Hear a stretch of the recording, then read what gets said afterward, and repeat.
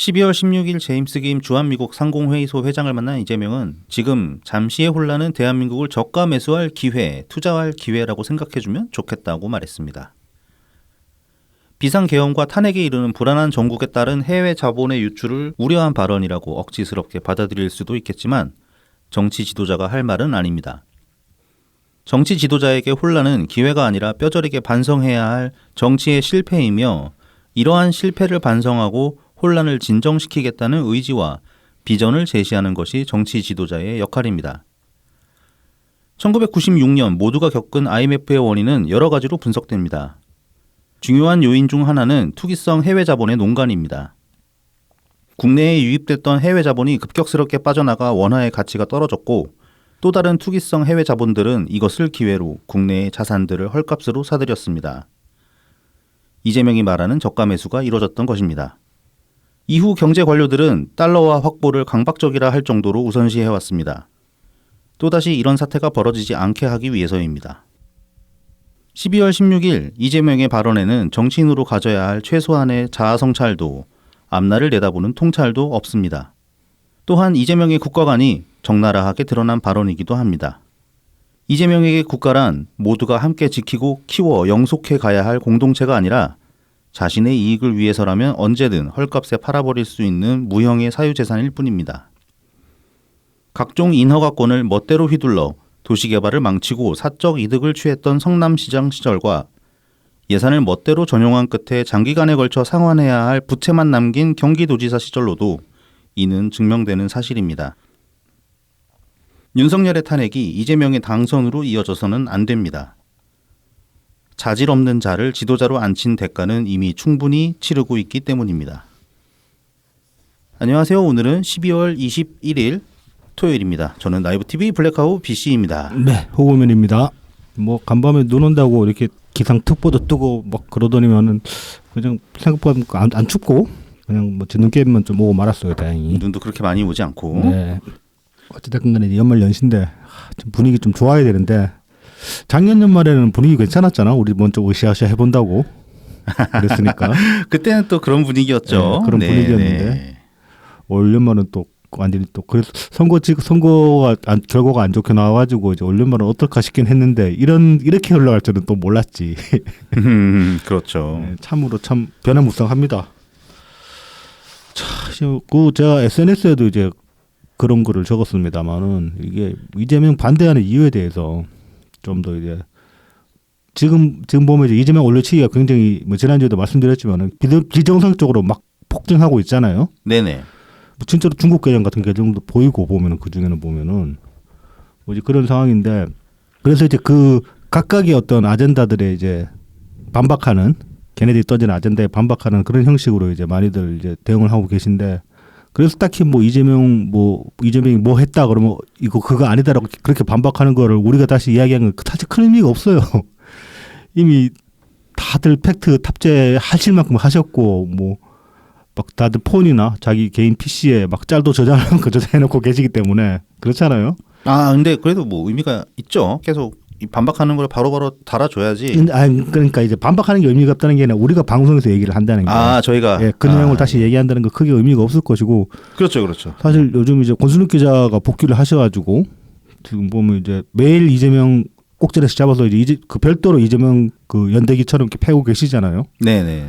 그 방송은 상당히 도움이 됩니다. 왜냐하면은 일반적으로 우리 사이에서 알려져 있던 그 팩트 체킹 이상의 어떤 사실관계들을 계속 짚어내고 있기 때문에 그래서 이제 뭐 권순욱 기자에 대해서 호불호가 있습니다. 보면 확실히 호불호가 있고 이제 호불호가 있고 예전에 비해서 팬덤이 확 쭈그러든 것도 사실이죠. 그런데도 불구하고 그 방송 같은 경우는 방송을 직접 보시거나 혹시 뭐 권순욱 꼴 보기 싫다 그러신 분들이라 그래도 그 방송을 요약해놓고 요약한 짤들이 많이 나올 거예요. 아마 방송에서 일부러 짤찌라고 그냥 이렇게 계속 화면에 띄워놓잖아요. 정리한 것들을 그런 것들이라도 충분히 참고하실 만하다. 계속 왜냐하면 그 양반이 이쪽 바닥에서 떠난 뒤로 한 몇 년 동안 뭐 이제 은둔하신 건 아니지만 우리가 보기에는 그러니까 이쪽에서 보기에는 눈에 안 띄었으니까 은둔한 거나 마찬가지잖아.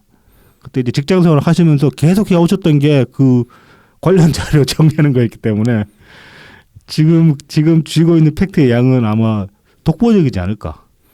거의 그렇게 이재명이 그 뭐 낸 책 저서 전부 다 자서전이 네. 뭐 못해도 한 아홉- 4권? 9종이라 그러지 않았나? 9권? 굉장히 많다 그랬죠. 해서 네. 그거를 다 보셨다고. 그다음에 그 이재명이 자기 블로그에다 찍어 놓은 거 네, 뭐 네. 그런 것까지 전부 다 모아서 모아서 네. 밑줄 쳐서 클라우드에 다 저장을 해놨죠. 예, 보관을 하고서 그거를 정리해서 이제 반박을 하는 자료이기 때문에 네. 그거 어떻게 이겨? 그렇죠. 그거는 진영을 뜯어서 그 누구도 이길 수가 없어. 일단 그걸 다 읽어야 되는데 그거 이재명도 못 이겨. 그 수준이면. 이재명은 못 이재명 본인이 자기가 쓴 책에 이재명 사실 그 자서전이라고 내놓은 거 다 기억하겠냐고. 지가 직접 쓴 것도 그럼- 아니고. 왜냐면은 그게 다 뭐 컨트롤 C 컨트롤 V 아니면은 말 뭐 지어내고 조작. 예, 지어내고 그런 것도 뭐 각색하고 막 그래가지고 지가 모르는 것도 굉장히 많을 거란 말이야. 그럼요. 예. 이제 그런 점에서 보면 이제 적어도 이재명 과거 행적에 관해서는 이 권순욱 기자가 제일 권위자라고 저는 지금 생각을 하거든요. 뭐 사실 예전에 우리 그 양반 서재도 가봤잖아. 그 책장에 꽂혀 있는 방대한 더러운 책들을 봤잖아 그때. 아, 네네네. 그랬었죠. 아 좀 그랬지. 막 노무현 대통령 책 이쪽에 있는데 저쪽에 이재명 책 꽂혀 있고 하니까 참 가혹하다 그런 생각도 들긴 했는데. 농담 삼아서 이야기하자면은 거의 광기에 가까웠다. 그렇죠. 거의 광기에 가깝다고 볼 수 있죠. 거의 뭐 매드 사이언티스트 그런 느낌으로 그렇게 이제 파고 계신데 그리고 이런 날이 올 때가 되니까 진짜 그게 이제 무기가 되는 거죠. 그때 네. 갈아왔던 칼을 드디어 쓸 때가 되는 거지. 그래서 이제 뭐 호불호가 있겠습니다만 아무튼 그쪽 출처를 통해서 나오는 자료를 접하시든 간에 아니면 뭐 가급적이면 방송하면 시청해 보시는 것도 괜찮을 것 같긴 한데 방송을 직접 시청을 해보시든 간에 좀 우리가 기존에 쥐고 있던 것들에서 더 보강할 만한 것들이 충분히 나온다. 그래서 이제 한 번씩 좀 관심을 가지고 봐주시면 좋겠다. 뭐 그런 말씀 드립니다. 아무튼 이제 트위터에 제가 썼던 것도 이제 그런 거예요. 지금 이제 뭐 왜 이재명을 반대하는가 좀 더 이제 근원적인 이야기를 해보고 싶었는데 뭐 지난 뭐 한 20년 네. 정도 놓고 보면은 이명박 때 그때 이명박 정말 싫었잖아 솔직히. 그렇죠. 근데 네. 정동영이 워낙 무능하고 좀 지리멸렬해가지고 정동영이 안 된 거라고 봐야 되잖아. 저는 그때 투표 포기했었거든요. 정동영을 못 찍겠더라고. 이명박이 그렇게 싫은데도 네네네. 이명박을 찍진 않았어. 최소한 그래도 저거 네. 찍으면 안 된다는 생각했기 때문에. 저는 문국현.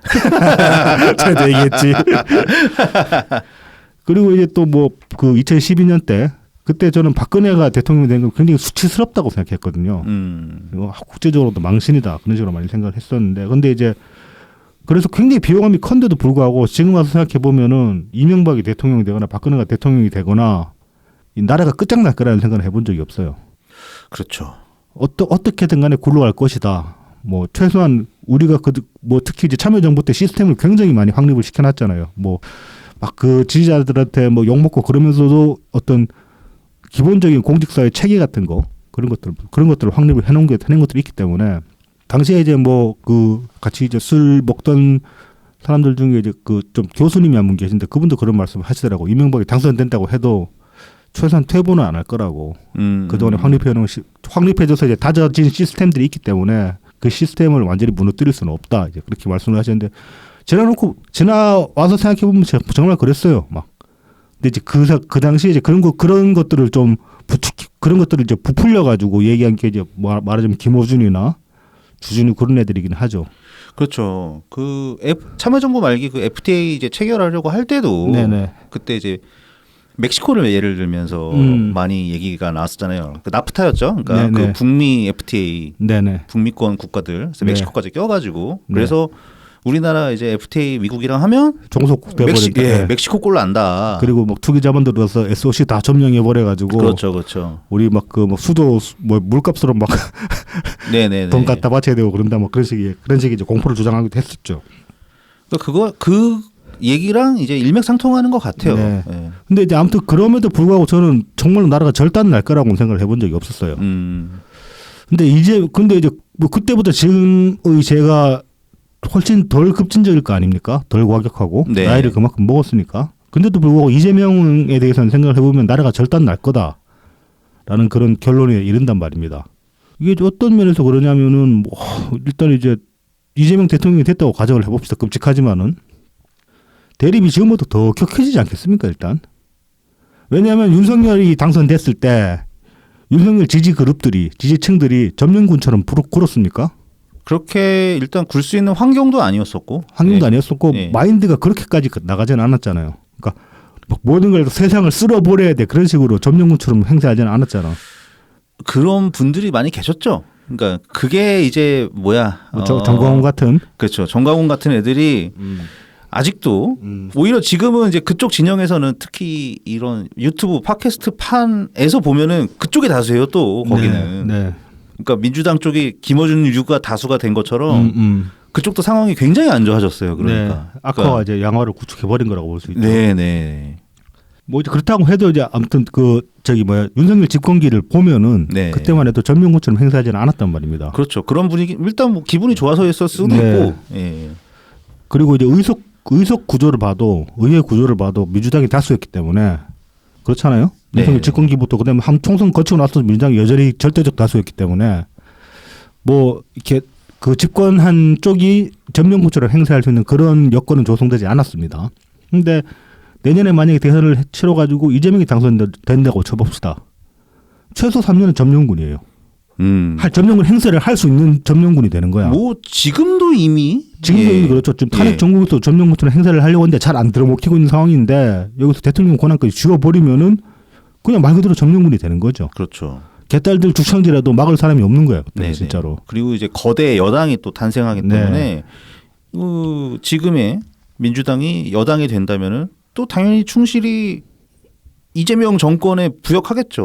만약에 그 이재명이 내년에 당선된다고 치면은 그러면 조국당은 자연스럽게 흡수될 거라고 저는 생각해요. 여당으로 흡수될 거라고 생각하는데 그래버리면 190석 넘는 여당을 최소한 3년 동안 쥐고 있는 정권이 탄생하는 겁니다. 네. 나라 절단 안 나겠어요? 지금보다 대립이 더 격해지지 않겠어? 그리고 마침 또 이번 주에 권순욱 기자도 그 팩트파인더 방송에서 얘기를 했지만 네. 그 이재명이 계엄을 할 수 있는 환경도 충분히 조성이 되거든요. 게다가 그럴 경우에 이 여당이 다수니까 계엄 해제도 못 시켜. 해제도 못 시켜줘. 네. 그러니까 점령군이 될 수 있는 거예요. 완벽하게. 완벽하게. 네. 제재 아무도 제어를 할 수가 없어요. 그렇죠. 그러니까 그런 점에서 봐도 굉장히 위험하고 그리고 이제 그걸 떠나서라도 개딸들 마인드 자체가 이재명이 정권을 잡았을 때 개딸들이 어떻게 될 것인가를 생각해 보면 진짜로 점령군이 될 거란 말이에요. 얘들은. 홍위병은 뭐. 네. 지금까지도 이래왔는데 거기다가 대통령까지 대통령을 자기 어깨에 쥐고 있으면은 진짜로 홍위병이 되는 거죠 말 그대로. 아유 뭐 다 친일파 그 참수 시켜버린대잖아요. 그러니까 사회적 대립은 더 극단적인 양상으로 치달을 거란 말입니다. 지금보다 훨씬 더 악화될 거라고 볼 수 있는 그렇게 예측할 수 있는 거죠 충분히. 네. 그리고 이제 경제적으로 봐도 지금 뭐 이따가 얘기하겠지만 이번에 법안 내겠다가 다 까인 것들. 네. 그것들만 놓고 생각을 해봐도 그렇잖아요. 그 중에 지속 가능성 염두에 둬 던진 법이 하나도 없어요. 그러니까 법안 6개 중에 2개는 국회의원들, 그러니까 그 단순화시키면은 국회의원 권한을 강화하자는 그런 법안이고 나머지 4개 법안은 그냥 포퓰리즘에 기인한 영속성을 무시한 단발성 법안이랑 마찬가지인 거거든요. 그러니까 선거 처리 한번 던져볼 만한 그런 법안이라고 저는 봐요. 근데 그걸 이제 이재명 지금 21대 국회인가요? 지금이 22대인가 21대인가? 22대 국회 제1호 법안을 이재명이 던진 게 그 법안 아닙니까? 그 쌀 수매법. 네. 그런 식으로 그 경제 개념이라는 것 자체가 없는 인간인데 이러면 나라 절단 또 안 나겠냐고. 거기다 190석 얹고 어떤 법을 어떻게 통과시킬지 지금 상상이 안 되는 수준인데. 뭐 지금 그 자기 관련된 범죄 혐의들 무죄 만들겠다고 민주당이 던져놓은 그렇죠. 그런 것들만 해도 거기에다가 또 왜 그 냈다가 철회했다고 알려지긴 하는데 기사로 보면 네. 그 민주당 애들 돈 매수 네. 그 송영길 전당대회 때 네네. 그것도 뭐 이렇게 무력화 시킬 수 있는 법안을 이렇게 슬쩍 들이밀었다가 다시 철회를 했다고는 뭐 하더라고요. 국회에서 처리하게 해라 뭐 그런 취지의 법안이 하나 있었죠. 그러니까 정당에서 처리하게 해라. 네. 무슨 치외법권을 만들려고 이 쌍놈. 그러니까 미친 거지. 뭐 거기다가 또 저기 뭐야 탄핵 이번에 그 180일 네. 120일로 단축하는 법안도 냈다고 처리했었고. 아무튼 그런 새끼들인데 지금 얘네들이 정권 잡으면 어떻게 되겠냐고. 경제적으로도 망가질 뿐더러 법치주의 자체가 무너지게 되는 거 아닙니까? 네. 경제적으로 망가지고 정권이 독재국가면은 독재국가인데 법치주의까지 망가졌다. 그러면은 그렇게 된 나라들이 어떤 나라들이냐? 남미의 그 저기 마약으로 먹고 사는 나라들이 그렇게 되는 거예요. 온두라스 네. 뭐 이런 그런 나라들이 뭐 입지 조건이 안 좋아서 실패했습니까? 아니잖아요. 그리고 애초에 뭐 사람들이 뭐 이렇게 심하게 뭐 후져가지고 그렇다 저는 그렇게도 생각 안 하거든요. 그게 다 정치의 실패라고 저는 보는 거예요. 그런 나라들이 그렇게 돼버린 거는 그쪽 사람들이 뭐 민도가 심각하게 떨어져서 그렇다 그런 건 아니라고 생각하거든요. 민도라는 게 그래봤자 크게 차이가 안 날 거예요. 전 세계적으로 봐도. 근데 이제 그 얼마 전에 저희 소개해드렸던 그 책에 의하면 그 경제학자 이번 노벨 경제학상 네네, 수상자 네네네. 그분의 책에 의하면은 네. 그 잘못된 문화가 남긴 그 스페인의 식민 정치가 남긴 그러니까 그 문화가 그대로 이어진 거야. 그러니까 스페인으로부터 독립을 했음에도 불구하고 그 독립한 세력이 스페인에서 건너와가지고 그 남미의 국가들에 정착해버린 소위 기득권들인데 네네. 이제 걔네들이 이제 본국으로부터 독립을 해버린 거죠. 근데 그 정치 문화 스타일은 그대로 이어간 거지. 네.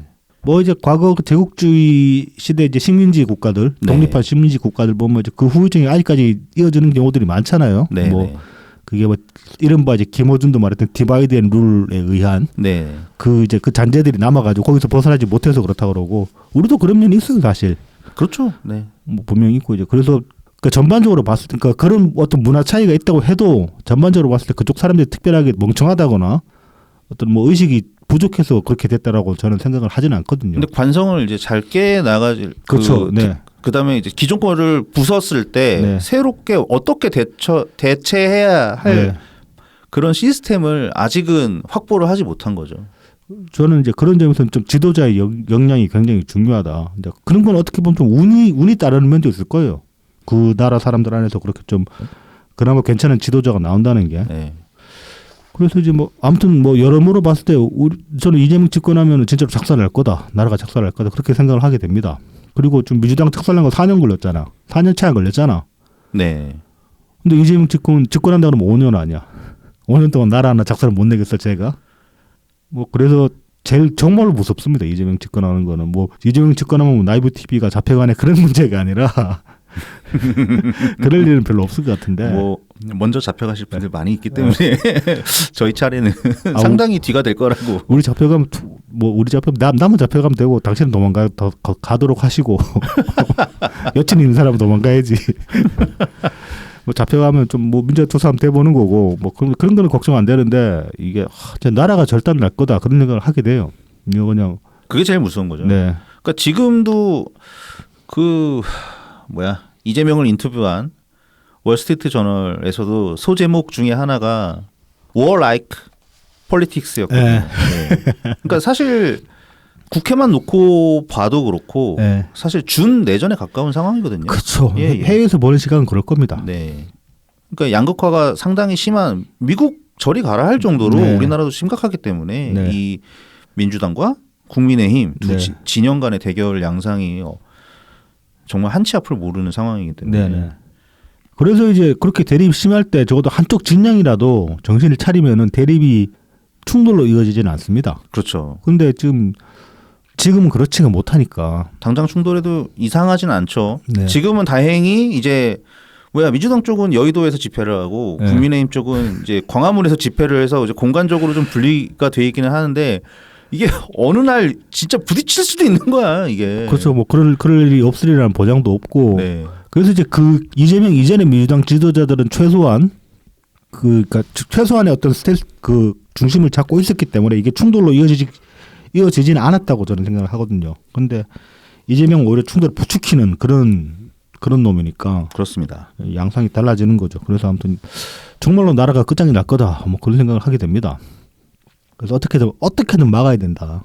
뭐 지금은 이제 이낙연 대표님이 대통령 되시는 게 최선이겠지만은 제가 생각하기에는 근데 뭐 그것조차도 옵션으로 제쳐놓고 역시나 뭐 지난 대선이랑 마찬가지로 제일 순위는 이재명 막는 거다. 뭐 그렇게 됩니다. 선택지에 우선 순위를 둔다 그러면은 가장 위험한 인물을 막아야죠. 나라가 절단나게 해서는 안 되는 거지. 네네네. 약간 뭐 좀 지체되거나 그런 면이 있다고 해도. 네. 자, 그런 반면에 오늘 또 이제 파리피플은 또 장사를 지난주에 이제 말씀드렸잖아요. 그 이번 주 이제 지난주로 끝으로 이제 그 지난주에 탄핵 가결되고 나면 더 이상 집회를 명분 없다 그랬는데 역시나 예상했던 것처럼 촛불 행동인가 거기서 이번 주도 집회를 해요. 그러니까 근데 원래 순서예요. 근데 이번에는 왜 시청역으로 했는지는 모르겠는데. 뭐 저기 헌재 앞에서 갈 거라고 뭐 그러던데. 그렇지. 그럼 이게 당연한 순서입니다. 옛날에도 그랬거든. 네. 탄핵안 가결돼서 네. 헌재로 넘어갔을 때 네. 계속 광화문에서 모이면서 네. 헌재 한 바퀴 이렇게 삥 도는 거를 매주 했었거든요. 네. 난 그때는 안 나갔어. 근데 난 다 나갔거든. 약간 너 그때도 약간 호구였는데 그걸 왜 다 나가? 다 나갔거든. 나는 그냥 그때 국회 가결되어서 끝났다. 이제는 좀 따뜻하게 집에 있어도 된다 그러고 그때부터 안 나갔거든. 헌재에서 이제 그 탄핵 소추안을 인용하는 것까지 돼야 끝이라 생각했기 때문에 나는 거기서 만약 부결시키면 그때는 이제 몽둥이 들고 나가야 된다 그 생각을 했었기 때문에 그게 아니란 겁니다. 그걸 몽둥이 들고 나갈 일이 없게 만들었어야지. 아니고 그 촛불 들고 그 돈다고 뭐가 달라지냐고. 그냥 그 저기 김민웅 배나 불려주는 거지 후원금으로. 그때는 김민웅이 아니었으니까. 그때는 김민웅 아니었나? 아니었지. 그 촛불 대표 다른 할아버지 한 분 계시잖아요. 그분이었지. 예. 지금은 김민웅이고. 아무튼 이제 김민웅은 모처럼 잡은 또 이제 아이템 호기이기 때문에 한 차례 저 시즌이 됐기 때문에 열심히 파리 피플을 하고 있다. 근데 뭐 이거는 당연한 순서인 거고 그냥 순서대로 가고 있는 겁니다. 뭐 근데 네. 혹시나 이제 저희 청취하시는 분들이나 우리 당원분들 중에 나가시는 분이 있으실지는 모르겠는데 그닥 권하지는 못하겠습니다. 이거는 네, 가급적 야물 10시 가족들과 좋은 시간 보내시길 주말에 괜히 쓸데없이 그런 데 나가지 마시고. 아마 우리 당원분들은 웬만해서는 안 나가실 것 같아요. 그럴 것 같긴 합니다. 예, 예. 네. 자 이제 이어서 그 유튜브 채널 하나를 소개를 해드리려고 하는데 여기 이제 제목 여기 SNS 계정도 있어요. 러덕쇼츠라는 계정입니다. 여기가 지난 4월 개설일 보니까 4월 14일 그러니까 우리 그 지난 총선날 직전에 이제 만드신 계정 같은데 여기 이제 그 연 대표님 그 영상을 쇼츠로 주로 올리는 그런 채널입니다. 그래서 최근에 이제 강연 영상들 많이 쇼츠로 지금 올라오고 있고 뭐 그 이전에도 영상들이 없진 않아요. 그래서 이제 보면은 뭐 새누리 이낙연 영상 업로드 계정인데 새누리 민주당 관련한 영상도 종종 업로드 된다. 그래서 이제 뭐 만관부 이렇게 이제 자기 소개를 남기셨습니다. 네네. 여기도 이제 많은 관심 부탁드리겠습니다. 이것으로 스몰 토크를 마치도록 하고요. 이제 저희를 도와주시는 고마운 분들 소개해드리고 본 내용으로 들어가겠습니다.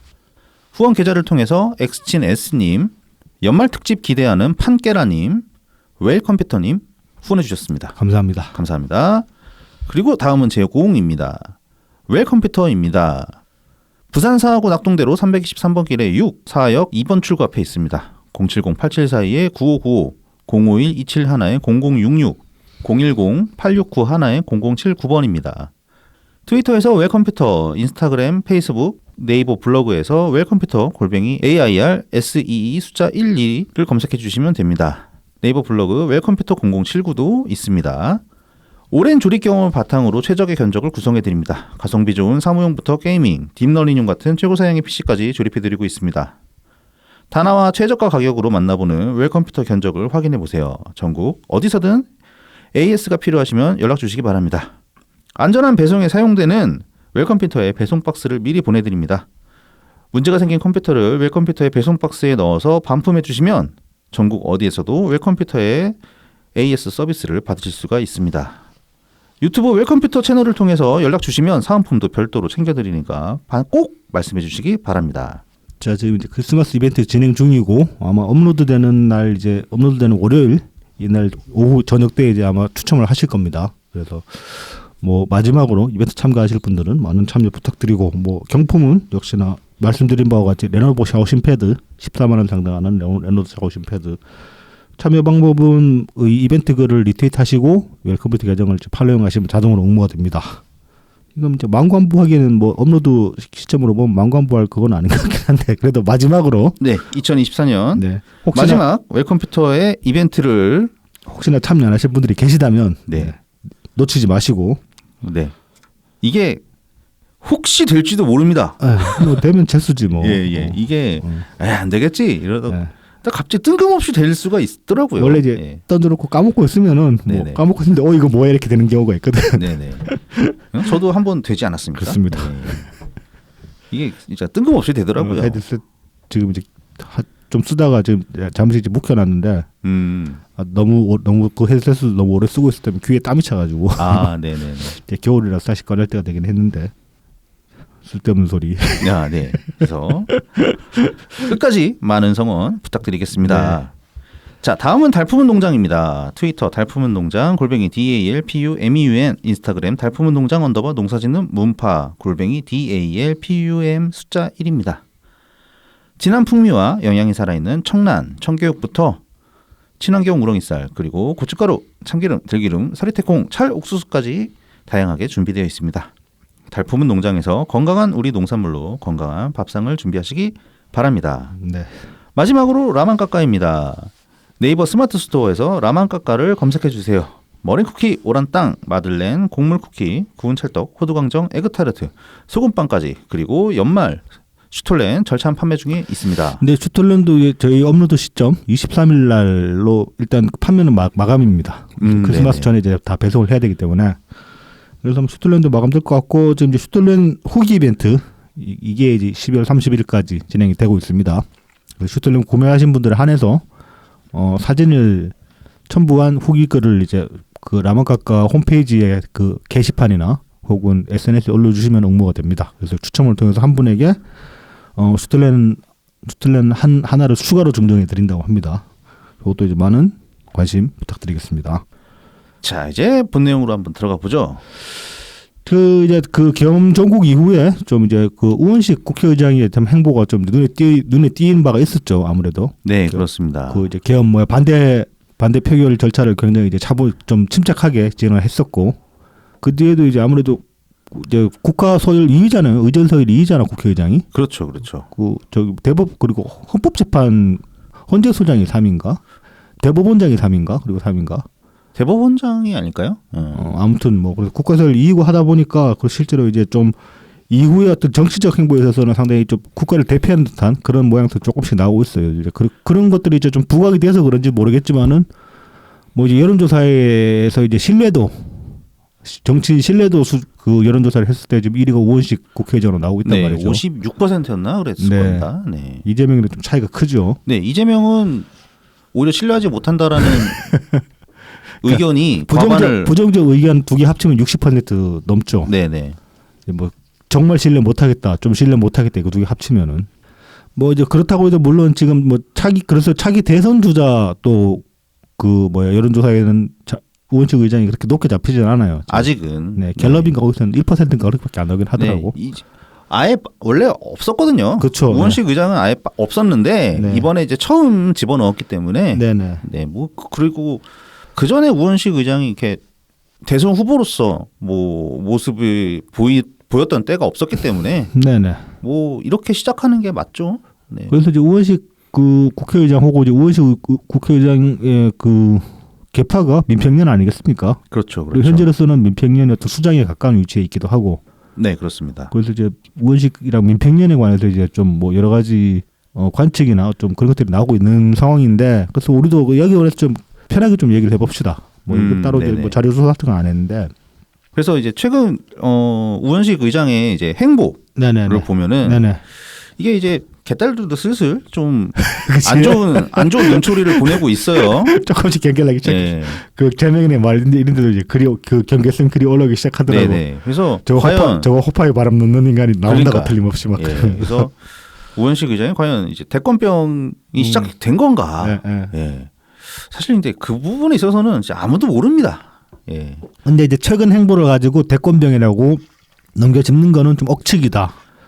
그렇죠. 결론부터 말씀드리자면은. 네네. 왜 그러냐면은 국회의장으로서 이제 의뢰해야 할 일을 네. 지금 이제 대통령이 이제 직무 정지된 그렇죠. 상황이기 고리 때문에. 상태니까. 네네. 여기도 그럼 의전 소리를 이어받아야 될 그 영역들이 존재하는 거니까 네. 엄연히. 예전에 이제 김진표 의장님께서도 네. 그 국회의장으로서 외교 네. 활동도 하셨고 그렇죠. 그때 의원 외교 활동을 하셨죠. 의회에게 차원으로 하신 거고. 네네. 그렇죠. 그런 것처럼 이제 우원식 의장도 뭐 보니까는 경제 사단체장 만나서 네. 미일 중 EU 등의 의장 특사 파견할 것 이렇게 네, 네. 이제 네.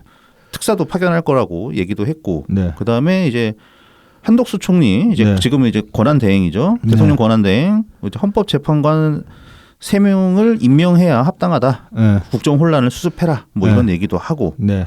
뭐 그다음에 뭐 최태원도 만났다고 하고 네, 네. 그다음에 이제 광주 대표단도 네. 만나서 네. 감사를 받았다고 네네. 이제 그런 다양한 기사들이 올라왔는데 뭐 그냥 의장으로서 할 일이라고 볼 수도 있는 거거든요. 뭐 군부대 시찰도 예. 그렇고 최근에 그렇죠. 군부대 시찰도 했죠. 네. 대권병이 뭐 그렇다고 이제 반드시 틀리다고 할 수는 없는데 음. 염두할 수는 있겠죠. 우원식도 정치인인데 네네. 근데 이제 우원식 속마음을 그거 뭐 관심법을 쓰지 않는 이상 알 수도 없고 어떻게 알겠습니까? 예. 그리고 적어도 이제 지금 이런 그 대외적 행보들을 가지고 저거 대권병 걸렸다라고 비판할 만한 건 아니라는 겁니다. 그렇죠, 그렇죠. 이게 이례적인 게 아니기 때문에 섣부르다. 네. 예. 오보에서 나서는 게 아니기 때문에 그냥 그동안에 국회의장이 뭐한지 관심도 없었다가 이 시국에 갑자기 눈을 돌렸는데 국회의장이 저런 걸 하고 있어 이렇게 보는 거에 가깝다고 할 수 있는 거지. 저런 행보들을 가지고 괜히 이제 뭐 대권병 걸려서 준비하는 걸 그렇게 말한다는 거는 그렇습니다. 이게 뭐 지금 그 거리 상태가 아니라도 의뢰할 수 있는 일들이거든, 전 국회의장이. 그렇죠, 그렇죠. 그리고 뭐 어떤 부분들은 사실 뭐 지금 이 시국에 그러면 그 기업인들이 한덕수 총리 만나야겠어? 그것도 이상하잖아, 모양새가. 저 뭐야 그래. 좀 기업인들 스스로 좀 꺼려지는 면이 있을 거 아니야. 무슨 저 기업당 그 뭐 탄핵당한 정권에 지금 줄대려는 거냐 그런 식의 뭐 그렇죠. 노출도 받을 수 있는 게다가 거고. 민주당 무서워서라도 또 그렇게 하기도 쉽지 않죠. 아니 그리고 이제 뭐 민주당이 안 무섭다고 해도 그냥 여론의 눈초리만 생각해봐도 저는 그럴 것 같은데 그래서 뭔가 좀 뭐 민원 사항 같은 게 있어도 국회의장 통해서 전달을 하든지 그럴 것 같은데 제가 보기에도 그래서 딱히 뭐 이상하거나 이례적인 건 아니다 저런 그런 행보들이. 네. 다만 이제 그 김혜경 공직선거법 재판에 예. 이 우원식 의장의 예. 그 사모가 걸려 있는 거. 예, 사모님이 네. 연루가 돼 계시지 않습니까? 그게 이제 좀 굉장히 부정적인 요소라고 볼 수 있는 거죠. 굉장히 부정적이죠. 네. 그래서 뭐 제 뇌피셜로는 네. 우원식 의장이 이거를 이재명의 손에 맡겨놓을 수는 없겠다. 내가 해결해야겠다. 점점 지금 유증죄로 지금 걸려든 애 만에 그러고 있는 상황이잖아. 그렇죠. 뭐 고발되면 그럴 수도 예, 있죠. 예. 그래서 내가 대통령이 돼서 해결하는 게 낫다고 생각할 수도 있지 않을까. 한번 예, 좀 웃기는 뇌피셜을 한번 써봤습니다. 뭐 아무튼 그래서 이제 우원식 좀 넓게 잡아서 이제 민평년까지 네네. 이 사람들이 뭐 그러니까 긍정적으로 보는 시각은 그런 게 있는 거죠. 지금 이제 완전 저렇게 망가져버린 민주당 안에서 그래도 그동안에 꾸준하게 세력을 유지하면서도 어떤 최소한의 민주주의적 개념을 가지고 있는 그런 가장 유력했던 그런 개파가 민평년이 아니었냐. 이제 뭐 그렇게 이제 평가하는 부분이 생길 수 있죠. 그 저희가 문재인 대통령을 이제 대통령으로 당선시키기 위해서 이렇게 막 네. 날뛰던 네, 네. 그런 이제 항상 눈에 가시였었죠. 민평년 하면. 그렇죠. 네. 예. 그러니까 저 같은 경우는 이제 당연히 뭐 저거 뭐 친노가 아닌 것도 아니고 친노인 것도 아니고 그리고 뭐 자꾸 이상한 태클이나 걸고 네. 민평년은 엄밀히 말하면 친노는 아니죠. 그렇죠. 그렇죠. 원래는 이제 친노가 아니긴 하죠. 네.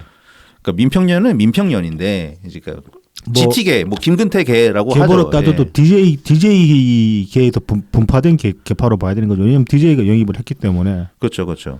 근데 이제 막 민평년에 대한 안 좋은 이미지를 생각하면은 당내 당 뭐 그런 이미지도 있고 네. 그리고 이렇게 대선철 되면은 항상 그 민평년은 따로 이렇게 뭔가 토론회 같은 거를 네. 그러니까 대선 후보급을 이렇게 불러다가 네. 자기들끼리 무슨 토론회 비슷하게 합니다. 네네. 그래서 뭐 누구를 밀까 이렇게 정하는 그렇죠. 것처럼. 네, 예. 그래서 뭔가 개파 싸움 하면은 하여튼 절대 빠지지 않는 네. 개파가 이제 또 민평년이었죠. 그래서 이제 개파 정치질로 살아남는. 네, 그러면서 자기들 어떤 국회의원 자리를 보존해가는. 네. 어떻게 좀 나쁘게 보면 이제 의회 좀 기회주의적인 의회 정치질을 계속 해온 그런 개파로 보이는 면도 있죠. 네. 그다음에 이제 뭐 민평년의 어떤 정책 지향 네. 이런 성격을 보면은 뭐 복지 그다음에 노동자 중심 네네. 이런 이제 서민 위주 행보를 주로 보여왔었죠. 네. 그래서 그런 자리는 의뢰 이제 좀 민평년 계열 의원들한테 맡기기도 했었습니다. 뭐 그래서 지금 을지로위원회 예. 같은 것도 그런 거고. 을지로위원회 처음 만들어졌을 때 우원식 의장이 아마 그때 이제 네, 네. 1호 위원장이었을 겁니다. 을지로위원회. 그걸로 이제 팟캐스트 많이 나도 홍보도 하고 그랬으니까 당시에. 네네. 그래서 서민 정당으로서의 어떤 이미지를 더불어민주당이 구축하는데 네. 뭐 많은 영향을 끼쳤죠. 네. 네. 근데 이제 문제는 오히려 이제 문재인 정부가 들어서고, 네. 그러니까 이제 문재인 정부 들어서기 이제 이전에 더불어민주당으로 이제 재편되면서 네. 이제 민주당은 이제 원팀이 되기 위해서 김대중, 노무현 그리고 김근태 세 분의 정신과 가치를 이어가자. 그래서 새 개파가 이제 연합하자 이런 성격으로 더불어민주당이 이제 재편이 된 거죠. 네네. 그래서 이렇게 해서 원팀이 됩시다. 네. 그래서 문재인 정부 때도 우리 원팀, 더불어민주당도 원팀. 네. 이렇게 이제 자꾸 이제 싸움을 이제 하지 말자. 네. 그래서 더불어민주당이라는 틀 안에서 이제 행동하자는 거였는데 네네. 이게 이제 원팀이 되다 못해서 이제 무슨 뭐 검사 동일체 뺨치는 네. 그런 상황이 돼버렸어요. 그러니까는 민평련의 존재가 사실 문재인 정부 들어오면서 점점 힘이 민평련의 존재 자체가 사라진 건 아닌데 분명히 이제 막 힘이 많이 약해졌죠. 예, 네. 그러니까 영향력이 좀 네. 약해진 것처럼 보였었어요. 네네. 그러니까 계속 활동을 했어요. 그러니까 뭐 진성준도 이제 그 민평련 계잖아요. 그렇죠. 그러니까는 끊임없이 뭐 진성준도 민평련에서 뭐 이번에 총회 뭐 이런 총회를 한다. 네. 뭐 홍보하고 뭐 그래서 당내 당스러운 모습을 계속 보이긴 했었는데 옛날처럼 영향력이 없었다. 네. 게다가 이제 대선이 끝나고 이재명의 패배가 되자 그리고 대선 전국 그때도 아예 우원식이 이재명 지지를 선언하고 이재명 캠프로 딱 들어갔거든요. 그렇죠. 예. 사실상 뭐 민평련 다 끌고 들어간 네. 거나 마찬가지고 진성준도 뭐 마찬가지로 이렇게 들어갔고 인재근도 설설 끼고 있었고. 뭐. 아 그렇죠. 인재근 의원도 네. 자 그래서 결국에는 어느 지경까지 갔냐? 본인들의 어떤 기존의 복지도 다 사라져버리고 네. 그 보편적 복지 이런 게 기본소득 같은 걸로 변질돼 버렸어요. 그렇죠. 그러니까 정책도 갑자기 이재명 쪽으로 다 네. 몰빵이 가버린 겁니다. 그게 어떤 그동안 내셨던 정책에 비추어 가지고 그 사람들의 사상을 유추해 볼 수 있잖아요. 네네. 그렇게 유추해 봤을 때는 지금 많이 어긋나 있는 상황인 거죠. 근데 네. 뭐 본인들 코로나 시국 때 막 진성준이 막 뭐 SNS 통해 가지고 홍남기 부총리 그 전국민 재난 지원금 지급 안 한다고 난리 부리고 에휴. 이랬었다는 거죠. 네. 게다가 대선 때 또 어땠습니까? 우원식 의장이 이랬습니다. 그때 이제 이낙연 캠프 통해 가지고 네. 이제 더 원래 기존의 언론에 보도됐던 이재명의 대장동 네. 특혜가 이게 사실이냐 아니냐 네네. 이 얘기가 부각이 됐는데 네. 이때 우원식 이렇게 말합니다. 이낙연 후보가 대장동 비판하는 국민의힘에 찬성하냐? 이런 네. 국민의힘 하는 짓거리 하는 거 적절치 않다. 우원식이 나와서 막 그 시사 방송 돌아다니면서 그렇게 말하고 다녔어요. 네. 그러니까는 뭐 어느 정도입니까 이게? 그리고 이 입장이 윤석열 정부 들어서고 나서도 민평련, 우원식 의장 전부 다 똑같이 이렇게 행동을 했어요. 별로 구분이 없습니다. 네, 사실상. 네. 그러니까 민평련이 사실상 그냥 뭐 이재명 개파가 통째로 된 것처럼 그렇죠. 그렇게 됐죠. 네. 네. 그래서 이제 이재명 집권기 이후에 민주당 내 상황들이나 그 이전에 어떤 그 민평련의 행보들을 되짚어 보면은 민평련도 그런 면이 있는 거야. 그냥 강약 약강인 거야. 어떻게 보면은. 그러니까 이제 그 최고 권력자가 철권 통치를 하면은 설설기고, 네네네. 최고 권력자가 그냥 민주주의적으로 굴면은 연락이 들이받고 그런 모습을 보여왔던 거라고 볼 수 있거든요. 근데 이거는 그 민주당 내에 있었던 친노 그룹하고도 사실 똑같아요. 뭐냐면은 이재명이 혼자서 그렇게 막 설친 게 아니라, 그렇죠. 그 자기 지지자들을 이렇게 끌고 와가지고 설쳤잖아요. 네.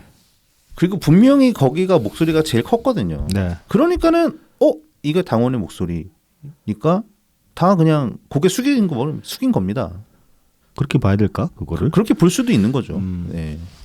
아니 이거는 민평련뿐만이 아니라 그냥 민주당 전반적으로 막 네. 그 비명계 뭐 다 목소리를 누군가 잠깐 냈는데 네. 나중에 다 이제 수그러들 수밖에 없는데 결과치가 뭐 전당대회를 하든 뭐 네. 아니면은 총선 후보 결정 경선을 하든 뭐 다 작살이 나버리니까요. 네.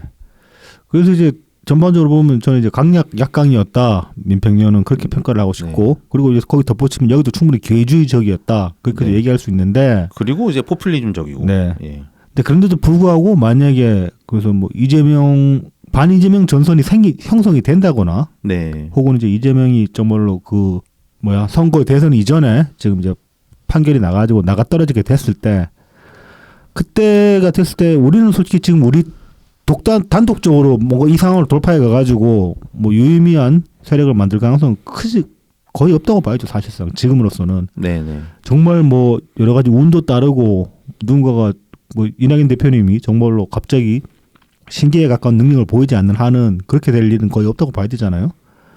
그러면 누군가와 손을 잡아야 될 가능성이 큰데 그랬을 때 그나마 가능성 있는 게 현실적으로 가능성 있는 게 민평연이지 않나 뭐 그런 생각은 해보게 됩니다. 솔직히 지금 와서 그 과거 친문들 거긴 지금 김동연한테 다 넘어갔는데 근데 이제 어쨌든 선 조건이라고 하면은 네. 민평연이 좀 일단은 이재명으로부터 돌아서야죠. 일단 그렇죠. 그게 네. 제일 우선돼야 할 거고. 네. 근데 그것도 쉽지는 않을 겁니다. 왜냐하면 자기들이 그 이재명 지지하면서 쏟아냈던 말들이 있거든요. 그렇죠. 네. 뭐 그런 것들이 발목을 잡기도 그래서 하겠죠. 갑자기 뭐 자기네들은 원래 아니었다. 그렇게 얘기 그런 것처럼은 절대 얘기 못 합니다. 그러니까 돌아설 때도 잘 돌아서야 돼요. 이 사람들이. 민평연 사람들이 다 이재명 수준으로 얼굴 바꿀 수 있는 그런 능력이 되는 건 아니기 때문에. 그러니까는 막 정청래가 막 자기 원래 뭐 친노였다 뭐 이런 식으로 하는 것처럼 그런 식으로 돌아설면은 두고두고 네. 비웃음거리가 됩니다. 네. 두고두고 캡처 돌아다니면서 그러니까 까이고. 만약에 돌아서려면 반성부터 해야 되는 거지. 그러니까는 우리 같은 사람들한테도 까이고 개딸들한테도 까입니다. 네. 양쪽에. 누구의 마음도 못 얻는 민평연 거죠. 작살 납니다. 진짜 네. 그때는 더더군다나 작살 네. 나고. 그러니까 정말 명분 있게 퇴각을 해야 됩니다. 이재명으로부터. 그렇죠. 그러니까 만약에 그렇게 해서 어떻게 뭐 우리랑 세력을 합칠 일이 생긴다고 했을 때 네. 저는 사과까지는 바라지 않아요. 우리가 잘못했으면 미안합니다라고 사과까지는 바라지 않는데 최소한 반성을 해야 된다. 반성을 해야 되고. 예. 이 꼬라지에 이런 데 대해서 반성을 해야 된다. 이렇게 될 줄을 몰랐다라고라도 해야 돼. 네, 그렇게라도 말을 해야 돼요. 그렇게라도 말을 해야 그런 돼. 말을 없이 지금 말씀하신 것처럼 그냥 우리는 옛날부터 안 그랬다. 네. 우리는 어둠의 이재명 반대 세력이었다. 그딴 식으로 보이면은 그러면 진짜 그러면 우리하고도 못 합쳐요. 우리가 합치고 싶어도 우리도 막 그 물리적으로 합쳐되는 거 알지만 그래도 못 합치게 되는 거야. 그때는. 합칠 명분이 없지. 네. 그런 식으로 나오면 사실 안 합치겠다는 거야. 자기네들이 그냥 이재명 대체하겠다고 봐야지. 그렇죠. 그렇게 봐야 되는 거죠. 그래서 이번에야말로 민주당의 패권을 네. 우리 민평연이 잡겠다 이런 신호로 받아들여도 될 겁니다. 뭐 그렇게 봐도 되겠지. 네. 예. 그래서 이제 우원식에 관해서 좀 뭐 긍정적인 그런 입장들이 나오기도 하는데 이제 그럼에도 불구하고 그 동안의 어떤 행적들을 되짚어 보면은 그렇게 올려칠 수 있는가 이제 그런 의문이 그러니까 든다는 최근 거죠. 5년이 정말 문제인 거죠. 네. 뭐 그 이전에는 네. 나름 자기들의 어떤 주체성을 가지고 자기들의 방향성을 가지고 활동을 해온 면이 분명히 있었는데. 그러니까 어떻게 보면 결과가 이렇게 되는 겁니다. 네. 원팀 아닌 듯 했던 민평연이 네. 지금 원팀인 듯 행동하는 민평연보다 나았다. 그렇죠. 예. 그러니까 우리가 맨날 욕하던 그 민평연 다웠던 거예요. 예. 그리고 이제 그 자체로 인정을 했어야 했던 거고 이제 그 점에서도 비춰보면은 이제 좀 쓴소리일 수 있는데 또 자기 반성을 하게 되는 거예요. 우리도 이제 자기 반성 요소가 생기는 거죠. 네. 그렇게 비교를 해보면 네. 민평연의 네. 전과 후. 민평연 그러니까 문재인 정부 때 특히 네. 문재인 정부 때 민평연 한참 까대던 우리는 사실은 지금 개딸이랑 크게 다르지 않았다라는 성찰을 해야 됩니다. 이거는 뭐 잔소리고 그런 게 아니에요. 이 성찰을 못하면은 우리는 우리 스스로의 미래가 없다고 저는 생각해요. 그러니까 우리의 미래가 있으려면 우리가 개딸이랑 달라야 되잖아. 우리가 지금 정말 저러면 안 된다라고 얘기한 게 개딸한테 대고 계속 그 얘기를 하는 거죠. 니들처럼 그렇게 하면 안 된다라고 얘기를 하잖아요. 근데 개딸이 현재가 우리의 과거였다면 어떡할 거야. 그리고 우리의 현재가 사실 개딸이랑 약간의 차이만 있는 정도라면 어떡할 거야. 그 차이점이 정말로 크지 않다면 저는 그렇게 생각합니다. 지금 개딸이랑 우리랑 다른 점은 단 하나밖에 없어요. 한 진짜 유전자적인 면에서는 그 인간이랑 침팬지만큼 가까워요. 99.9%야 거의. 근데 나머지 0.001 그게 뭐냐면 그 사실관계를 얼마나 엄격하게 따지냐 그거밖에 없는 거야. 그거 하나만 있는 거야. 우리는 되게 팩트풀했지. 네. 팩트풀했는데 그래도 우리 상당히 거칠었고 네. 그리고 충분히 거칠었죠. 윽박 많이 지르고. 네. 예. 뭐 저희 당사 앞에서 수박 얘기는 안 했다고 하는데 우리도 문자 폭탄을 좀 보냈습니다. 문자는 많이 보냈죠. 문자 폭탄 엄청 보냈습니다. 그리고 좌표 찍기 많이 했습니다. 좌표도 많이 찍었죠. 네. 그거 다 개딸짓 아니에요? 지금 우리가 개딸짓이라고 말하는 짓들 아니에요? 그리고 집회 나와가지고 앞에 앉아보고 막 소리쳤습니다. 조국 집회 아니에요? 그렇죠. 예. 그래서 이런 점들을 되짚어 보지 않으면은 우리 스스로가 우리의 미래를 개척하지 못한다고 저는 생각해요. 우리는 정말로 달라져야 돼요. 그러려면 그런 점에서는. 그러니까 그런 점을 이제 좀 간단하게 요약하자면은 우리도 지금의 어떤 양극화 심화에 기여한 바가 있었다. 그렇습니다. 네. 우리는 마치 이제 피해자인 것처럼만 생각하는데 그래서는 안 된다. 우리는 피해자이면서 가해자이기도 했기 때문에 그 안에서 자아 성찰을 해나가야 된다. 뭐 또 괜히 욕먹을 소리일지도 모르겠는데. 물론 이제 그렇다고 우리가 뭐 민평년을 책임져야 되는 건 아닙니다. 그런 거 전혀 아니죠. 네. 그러니까 이건 민평년이 잘해야 되는 거고 민평년은 우리가 손 잡으려고 했을 때. 그러니까 민평년이 언제부터 우리에게 잘 들었다고. 뭐 잘 안 들어도 되는데. 막 삐뚤어질 거야. 이재명한테 가야지. 뭐 그거는 민평년 병신이네. 뭐 이럴 수도 있는 거지. 네. 이렇게 대받을 칠 수밖에 없는 거지.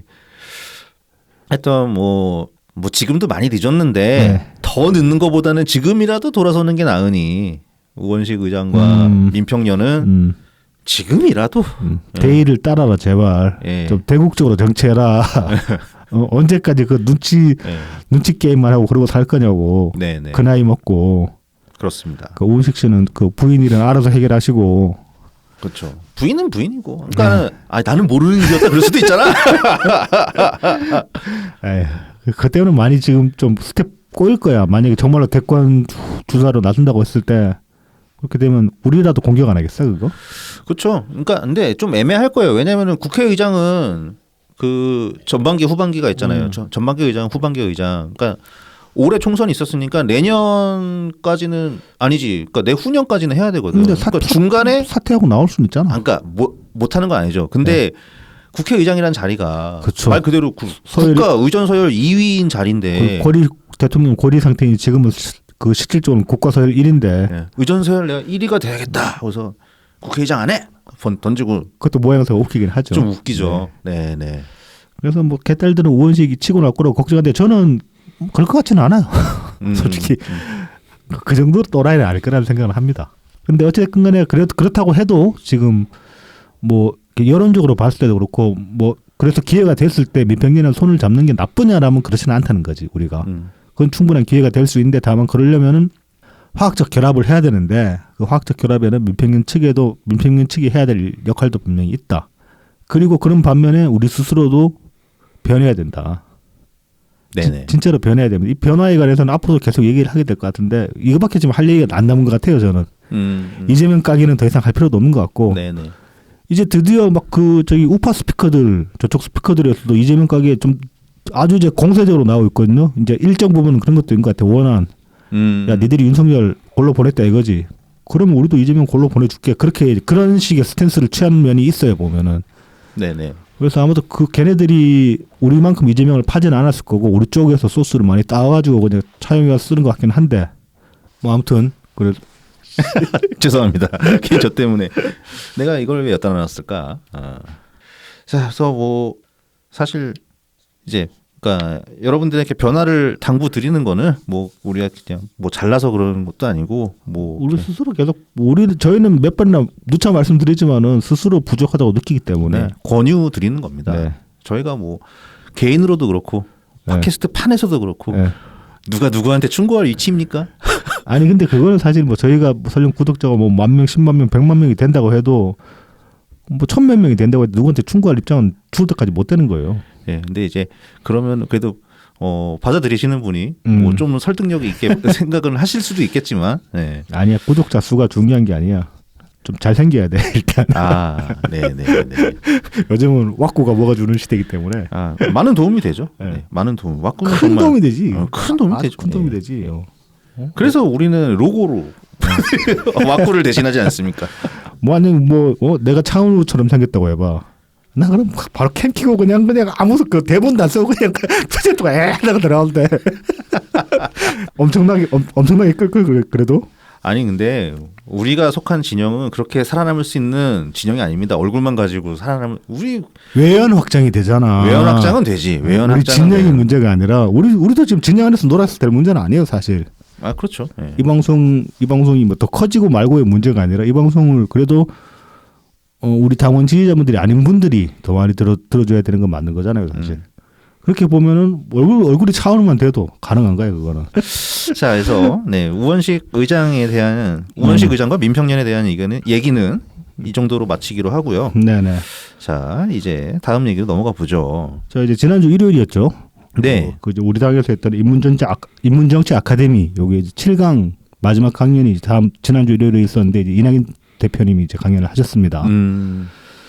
그래서 이제 아시는 바와 같이 제목은 복합위기 고군은 쇠락하는가라는 제목으로 이제 한 2시간 정도 강연을 하셨는데 뭐 강연 전반부는 그동안에 다른 강연에서 하셨던 그 40년 주기설을 바탕으로 한 그런 이야기들을 풀어주셨고 이제 뭐 이제 강연 그 후반부부터 해서 질답 시간 동안에 이런저런 좀 이 시국과 관련된 이야기들 좀 하셨어요. 이것들을 좀 짚어보고 가도록 하겠습니다. 그래서 이제 현 시국에 관해서 이제 뭐 어떻게 말씀을 하셨냐면은 뭐 이제 한국의 가장 나쁜 것 이게 뭐냐면은 국제 질서가 요동칠 때 우리 내부가 스스로 혼란해야 하는 그런 면들이 늘 있어 왔다는 거예요. 어떤 격변의 시기마다.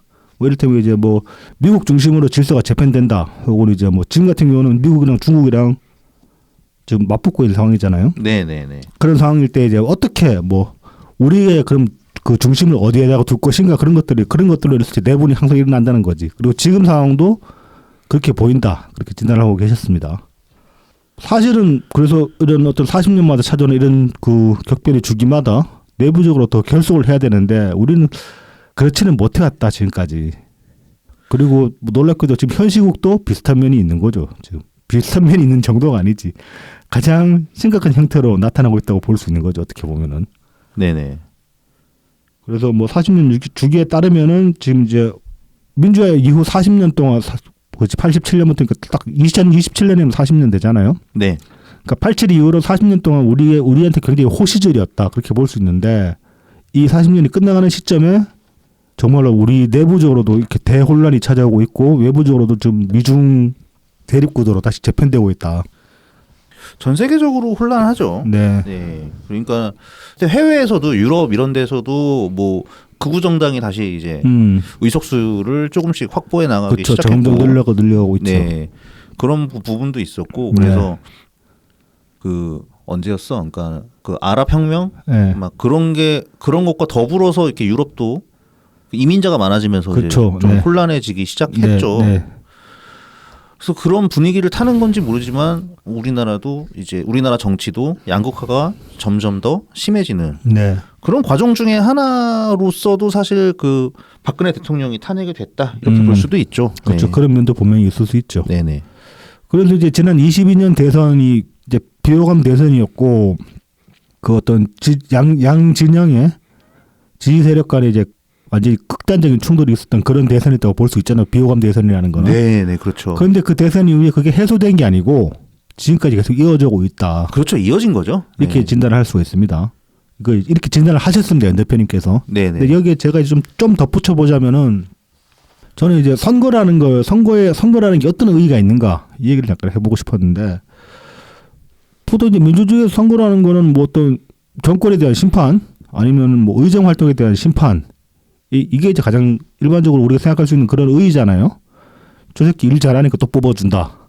저 새끼 일 못하니까 날린다. 네네. 그게 이제 선거의 의의잖아요. 그리고 이제 그러면서 뭐 우리 대의민주주의를 실현하는 그런 하나의 장으로 4년마다 행사할 수 있는 투표권이라는 게 그렇게 이제 인식이 되고 있는데 선거에 이제 저는 또 다른 의의라는 게 사실은 선거가 싸움판이다. 그러니까 싸움판이라는 게 어떤 거냐면은 4년마다 돌아오는 뭐 국회의원, 그러니까 뭐 대선은 5년이고 4년 5년마다 돌아오는 하나의 싸움판이다. 저는 또 그렇게 생각을 하거든요. 그렇죠. 국정 운영을 할 수 있는 권력을 놓고 한판 대결이 펼쳐지는 거라고 볼 수 있는 거죠. 이건 이제 그 공식적으로 오픈되는 그 뭐 한 2달 그 선거 기간 2달 동안 공식적으로 펼쳐지는 배틀필드가 되는 거야. 그렇죠. 이걸 왜 펼쳐주느냐? 나머지 기간 동안 싸우지 말라고. 그렇죠. 나머지 기간 동안에 싸우지 말고 그냥 묵혀놓고 뭐 잘못했는지 적어놓고 다음 선거 때 어떻게 싸웠는지 적어놓고 딱딱 쌓아놨다가 야 싸워라 그러고 딱 그 전작을 딱 열어주면 우르르 나가 싸우는 거야. 그게 선거판이라는 거야. 그 싸움도 원래는 이제 국회의원이 국민들을 대신해서 그러니까 국회의원은 정치는 계속 이제 그런 식으로 이렇게 정쟁을 해나가는 거죠. 정쟁을 하고 정쟁과 타협 뭐 대화와 타협 그 속에서 이제 정치를 하는 거고 정치라는 거는 뭐 일정 부분 계속 대립과 싸움이 있는 거죠. 네네. 근데 이제 그 기간 동안에 선거 기간을 제외한 기간 동안에 국민들은 싸우지 말라는 얘기예요. 어떻게 보면 안 싸워도 되게 그러니까 그거 국민들이 안 싸워도 되게 하는 게 정치라는 거야. 그렇죠. 정치 그게 정치의 의의라고 저는 생각을 하는 겁니다. 근데 그래서 이제 저는 사실은 선거 뭐 지선이랑 총선이랑 대선 같은 거 이 기간을 합치면 좋다. 네. 그게 이제 비용적으로도 일단 적게 들고 비용적으로도 많이 줄일 수 있고 그리고 선거가 잦은 선거가 있는 게 저는 결코 좋은 게 아니라고 생각하거든요. 그러니까 선거가 앞서 말씀드렸다시피 싸움판이면 싸움판은 한 번씩 열어야지 매년 싸움판 열리면 이것도 좀 문제잖아. 매년 싸움판 열리면 그냥 일상적으로 싸우는 거 차이가 뭐 있어. 그래서 선거의 의의가 이제 그런 면이 있다고 보는데 근데 뭐 지난번에도 이제 저도 살짝 거기에 대해서 말씀드렸지만 네. 싸움판이 되는 게 문제가 아니라 싸움판이 되는 원인이 문제인 거고. 근데 이제 일상이 싸움판이 되면 안 되잖아요.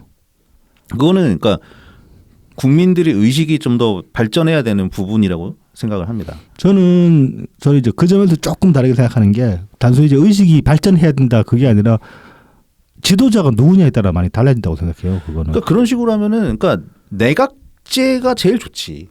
그냥 국회의원도 한 번만 쫙 뽑으면 알아서 이제 일당이 이제 내각 꾸려가지고 네. 국정 운영 시작하고 그러면 네. 이제 대선과 총선을 따로 둘 필요가 없는 거지. 근데 지금 내각제도 과연 가능한가 싶죠. 이재명 같은 게 당대표가 돼버리면 끝장나니까. 근데 이제 어떤 그런 리스크, 그러니까 뭐 대통령을 했을 때 뭐 윤석열 같은 애가 네. 대통령이 돼가지고 갑자기 헷가닥 해가지고 네. 계엄을 선포하고 네. 이런 정도의 리스크는 다 있는 겁니다. 그러니까 리스크는 있기 때문에 그 리스크를 어떻게든 줄여보려고 뭐 나중에 개헌 얘기 같은 것도 좀 저희가 하게 되겠지만 네네. 이제 그런 최근에 있었던 어떤 그런 리스크들을 좀 줄여 나가는 그런 방식으로 가야 되는 거지. 뭐 그러니까 완벽한 시스템이라는 거 없잖아요. 자, 그러니까 저의 선거론을 다시 또 돌아와서 얘기를 해보자면은 그래서 이제 선거라는 게 선거 기간 동안 치열하게 싸운 뒤에 이제 정치인을 제외한 일반 시민들은 이제 선거가 끝나고 나면은 일상으로 돌아가서 다시 평상시대로 살다가 평생을 살고 그 이후에 다음 선거 기간까지는 정치인들이 그 싸움을 대신해서 해주는 거. 이게 어떤 선거, 그다음에 대의민주주의의 어떤 작동 방식이라고 저는 이해를 하고 있거든요. 그리고 이제 이재명 이전까지는 어느 정도 그 시스템이 작동을 해왔다고 저는 생각을 해요. 그런데 이 최근 한 5년 정도 이 기간 동안에는 어떻게 됐냐면은 그 이재명이 직접 민주주의 계속 탈행을 했잖아. 그 되게 뭔가 좀 그 불만 있는 사람들한테 뻐렁치는 말로 들렸을 거예요. 내 인생을 내 삶을 내가 개척하는 거다. 내가 결정하는 거다. 그런 식으로 이제 이재명이 의식적으로 주입을 시켰기 때문에. 근데 사실은 이게 그 대의민주주의 체제 하에서는 정치인이 책임 방기하는 거라고 저는 그렇게 생각을 합니다. 유권자한테 뭘 하라고 참여하라고 그렇게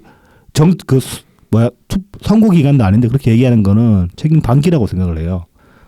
그리고 그렇게 하면서 일반 시민 유권자들을 자꾸 그 선거 기간이 아닌 기간에 정치의 영역으로 끌어들이다 보면은 이 사람들이 매몰되면서 어떤 대립의 한 축이 돼 버리는 거죠. 그게 그렇게 된 끝에 지금까지 저는 이 대립의 거의 끝장판까지 온 거라고 생각을 하거든요. 그래서 지금 와서는 이 생활정치, 그래서 생활정치라는 말 옛날부터 많이 했잖아. 뭐 생활 속의 정치를 녹여내야 되네. 뭐 김어준 그런 소리 했잖아. 우리 삶의 스트레스의 근본을 올리는 정치라 그랬나? 뭐 그런 스트레스의 근본은 정치. 네, 뭐 그런 소리도 하고 있었는데 그거 다 개 쓰레기 같은 소리고. 생활 정치라는 게 뭐 필요는 합니다. 생활 속에서 정치의식을 가지는 게 나쁘다는 건 아닌데 이 생활 정치라는 말이 굉장히 심각하게 오염이 됐다. 오염됐죠. 네. 네, 맞아요. 그러니까 생활인으로 살지 못하게 하고 지금 개딸들 저 행태 보면 저 사람들이 뭐 정치인인지 생활인인지 구분이 안 갑니다. 막 자기들도 어떤 그 인간관계의 가장 중요한 기준선이 뭐예요? 그 사람들 이재명이잖아. 이찍이냐 그러니까 이걸로 사람을 판단하잖아. 정치 과몰입을 부추겼죠. 김어준이 네. 상당히 부추겼고 그 결과가 이제 이런 건데 사실 뭐 지금 양극화가 심화된 거는 뭐 당연히 김어준만의 잘못은 저는 아니라고 생각을 하고요. 그렇죠. 예, 네. 그게 이제 어디서부터 시작했냐? 네.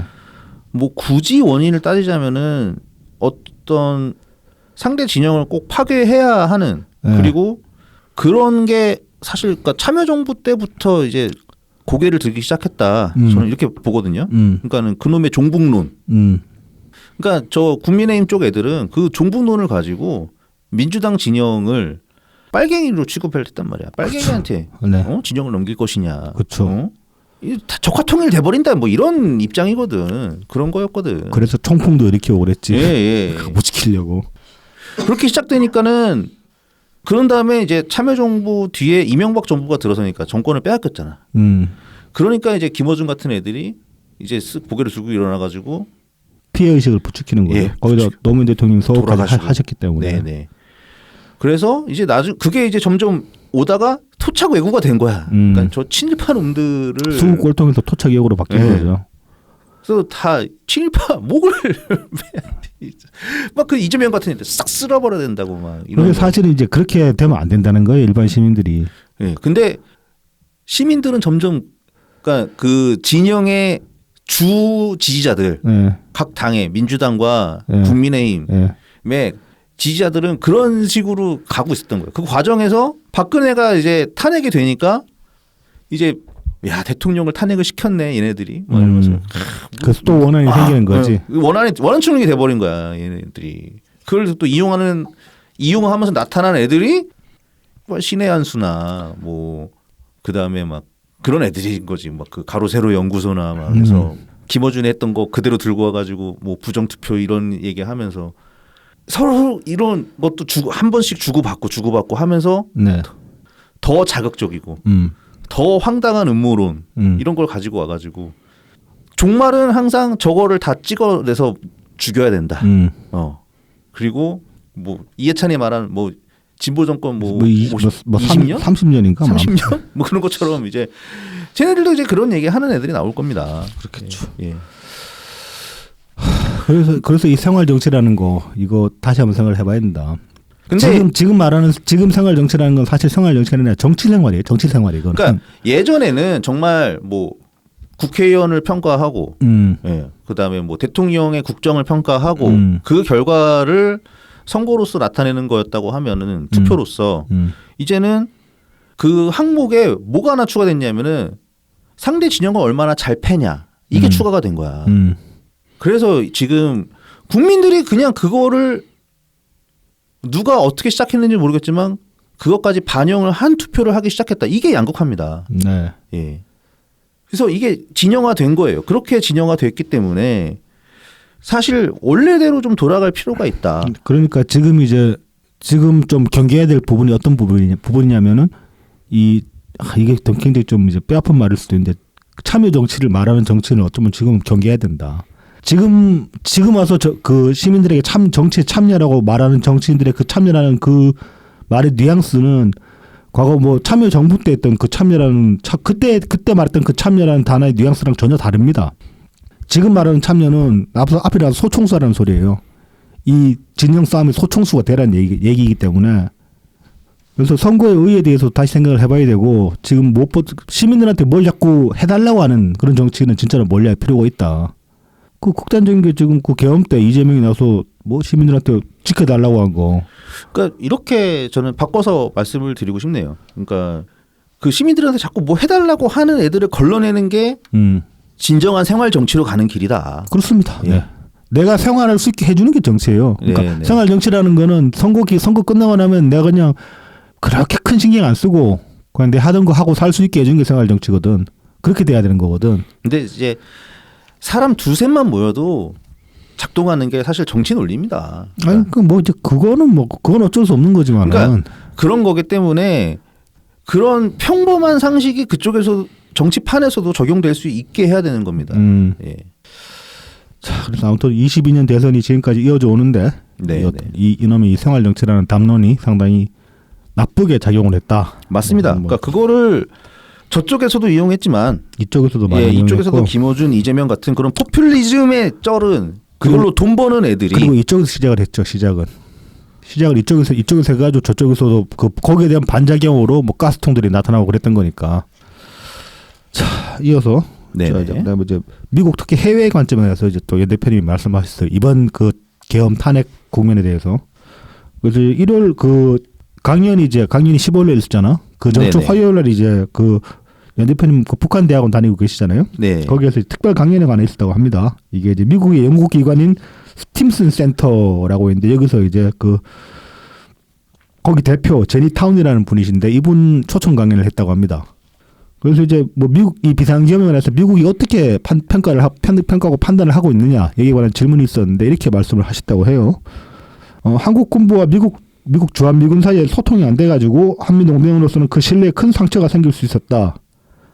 미군 모르게 한 거잖아 이거. 미군도 몰랐잖아. 기밀이라는 거. 근데 한미연합사고 우리 뭐 연합 그 군통수권 일단 뭐 대통령한테 있지만 연합사령관이 있잖아. 연합사령관도 군의 움직임을 몰랐다는 거. 이거는 좀 이제 큰 충격으로 왔다는 거죠 미국한테. 그래서 이로 인해 가지고 굉장히 이제 한국 평판이 많이 깎여 내려갔다. 미국 입장에서 봤을 때. 그렇죠. 그리고 이제 한번 깎인 평판이 다시 회복된 이게 말하자면 신뢰가 나라는 거잖아. 이 신뢰를 회복하는 데 상당히 기간이 필요할 것 같다. 그렇게 전망을 했다고 합니다. 말을 아끼면서. 이거 굉장히 큰 겁니다. 사실 이거 그냥 강구할 문제가 아닌 거죠. 못 믿을 나라도 이렇게 되어버리면은. 그러니까 이 국민의힘 이쪽 애들이 네. 맨날 뭐 한미동맹 뭐 이런 거 얘기하고 민주당이 네. 정권 잡으면은 한미동맹에 해롭다 미국 막 그런 얘기 했는데 네. 윤석열이 작살 내버린 거야. 그러니까 작살 낼 뻔했지. 지금 많이 작살 내놓은 상태에서 결과적으로 데미지가 보면은 정말 많이 갔죠. 네, 이거 다시 회복하려면 진짜 꽤 걸릴 겁니다. 그래서 다음 대통령은 이재명 같은 인간이 되면 안 되는 거야. 뭔가 그 납득할 수 있고 예측할 수 있는 그런 사람이 대통령이 돼야 되는 거예요. 그렇습니다. 그래서 이제 뭐 이 여파가 단순히 그냥 뭐 외교의 여파로 그냥 우리나라는 끝나지가 않잖아. 특히나 그렇죠. 무역으로 먹고 사는 나라니까. 그래서 이제 뭐 경제 민생이 다 전반적으로 데미지가 갈 수밖에 없는 상황인데 뭐 그 와중에도 그나마 이 계엄을 재빨리 뭐 의회에서 막고 그리고 또 시민들이 들고 일어나 가지고 그냥 말하자면 계엄합니다 하자마자 우르르 달려서 입틀막 해버린 거 아니야. 그렇죠. 조정이 붙잡고 확 쥐어 짜버린 거 아니야. 닥쳐 이 새끼야 그러고. 뭐 이 미친놈아! 딱 그렇게 해버린 거 이제 그런 장면을 연출을 해냈기 때문에 그 점에서는 뭐 전 세계적으로 대외적으로 봤을 때 그래도 최소한의 시민의식은 있구나. 그런 점에서 다시 또 재평가되는 부분들도 있다. 이거는 사실 뭐 최소한의 시민의식이 아니라 상당히 좀 높은 시민의식이죠. 뭐 저도 그렇게 생각합니다. 이거 이제 좀 조금 반사적으로 탁 튀어나와가지고 네. 조과 이 새끼야 그러고 지금 뭐 계엄이라고 했냐 그러고 조과 이 새끼라고 탁 튀어나가는 거 그런 것들은 그러니까 그런 상황 그럴 거 할 수 있는 상황이 아니잖아요. 그러니까 어떻게 보면 그나마 뭐 앞서서 시민의식이 그렇게 차이가 없을 거다 뭐 전 세계적으로 봤을 때 그렇게 말씀을 드렸지만 그럼에도 불구하고 이런 점에서 우리가 우리 스스로 높게 평가할 수 있는 부분도 분명히 있는 거죠 사실. 네. 우리는 계엄한다고 아이고 계엄했구나 좋댔구나라고 그렇게 이제 그냥 눌러앉아서 그럴 수준의 사람들은 아니다. 그러니까 이게 납득할 수 있는 상황이 있을까요? 계엄령이라는 거를 뭐 이를테면 뭐 외계인이 침략해가지고 진짜로 뭐 도시가 전장터가 됐다 이러면 계엄령 내려야지 어떡할 거야? 뭐 그런 상황이면 납득하겠지 계엄령 내려도. 근데 이런 식의 계엄은 씨알도 안 먹힌다. 뭐 그러니까 진짜 일정 이상의 혼란이 있어야 되는 거거든요. 그렇죠. 예. 근데 이제 이렇게 말씀을 하십니다. 뭐 이제 이게 굉장히 대외적으로 높게 평가를 하는데 그런 반면에 꼭 그런 식으로 국민 능력을 보여줘야 됐을까? 뭐 이제 국민들 편하게 보여주는 방법도 있었을 텐데라고 이제 아쉬움을 표하시기도 했어요. 그렇죠. 이 말씀 연 대표님이 이런 관점이 어떻게 보면 제가 앞서 말씀드린 생활 정치 반대론이라고도 약간은 저는 닿는 부분이 있다고 봅니다. 그러니까 정치의 영역을 해결했어야 했는데 정치가 실패를 했기 때문에 국민들이 또 나온 거잖아요. 말하자면은. 그리고 평소에도 계속 이제 대립해서 싸우는 것도 정치가 계속 실패를 하고 있기 때문에 그러는 거잖아. 어떻게 보면은. 근데 지금 정치인들은 이걸 정치의 실패라고 생각하지 않겠지. 대립을 부추겨서 거기서 이득을 취하고 있으니까 이것이 어떤 비극이고 타파해야 될 부분이라고 저는 생각을 합니다. 자, 또 이제 개헌에 관해서도 이제 한마디 하셨습니다. 그래서 이제 정치권에서는 일단 뭐 그렇게 반대할 거다. 왜냐하면 한쪽은 지금 차기 정권 잡은 것처럼 그렇게 여기가 있고 다른 한쪽은 또 어떻게든 지금 이제 막 살아남아야 된다. 그런 식으로만 그쪽으로만 정신이 쏠려 있기 때문에 지금 개헌 얘기해봤자 여든 야든 뭐 귀에 안 들어올 거다. 그렇게 이제 전망을 하셨습니다. 실제 그러고 있죠. 네. 네. 근데 그런데도 불구하고 이 개헌이라는 게 그럼 당위성이 없냐, 정당성이 없냐, 그건 절대 아니거든요. 무엇보다 지금 이 시스템 자체를 뜯어 고쳐야지 이런 일이 재발되지 않도록 막을 수 있는 그 최소한의 밑바탕이 되는 거 아니겠습니까? 네네. 지금 같은 경우도 국회에서 어떻게든 겨우 막아냈지만은 이것만으로 부족할 수 있는 거죠. 국회 앞서 말씀드렸다시피 만약 이재명한테 정권이 넘어가 버리면은 국회까지 다 장악한 상태에서 대권까지 지휘가 되는 건데 이 상황에는 그럼 누가 막을 거냐고 대체. 그러니까 시스템적으로 막을 수가 없는 거예요. 지금 이 시스템이 그대로 유지돼 버리면은. 그래서 어떻게든 개헌은 뭐 웬만한 걸 이재명 감옥 안 가게 해주세요. 뭐 그 정도 조건만 아니면 웬만한 걸 걸고 딜을 쳐서라도 개헌을 해야 된다. 저도 그렇게 생각합니다. 지금. 그래서 뭐 개헌 내용이라면 어떻게 쓸 수 있느냐. 뭐 대표적인 게 그 지금 대통령 연임제, 4년 연임제. 네네. 그거랑 이제 저는 이제 그 국회의원 의원수를 늘려야 된다고 생각해요. 이게 이제 어떤 다당제의 기반이 되는 면도 있고, 그리고 이제 의원 한 명의 권력의 크기를 줄이는 게 굉장히 중요하다고 생각하거든요. 네, 그렇습니다.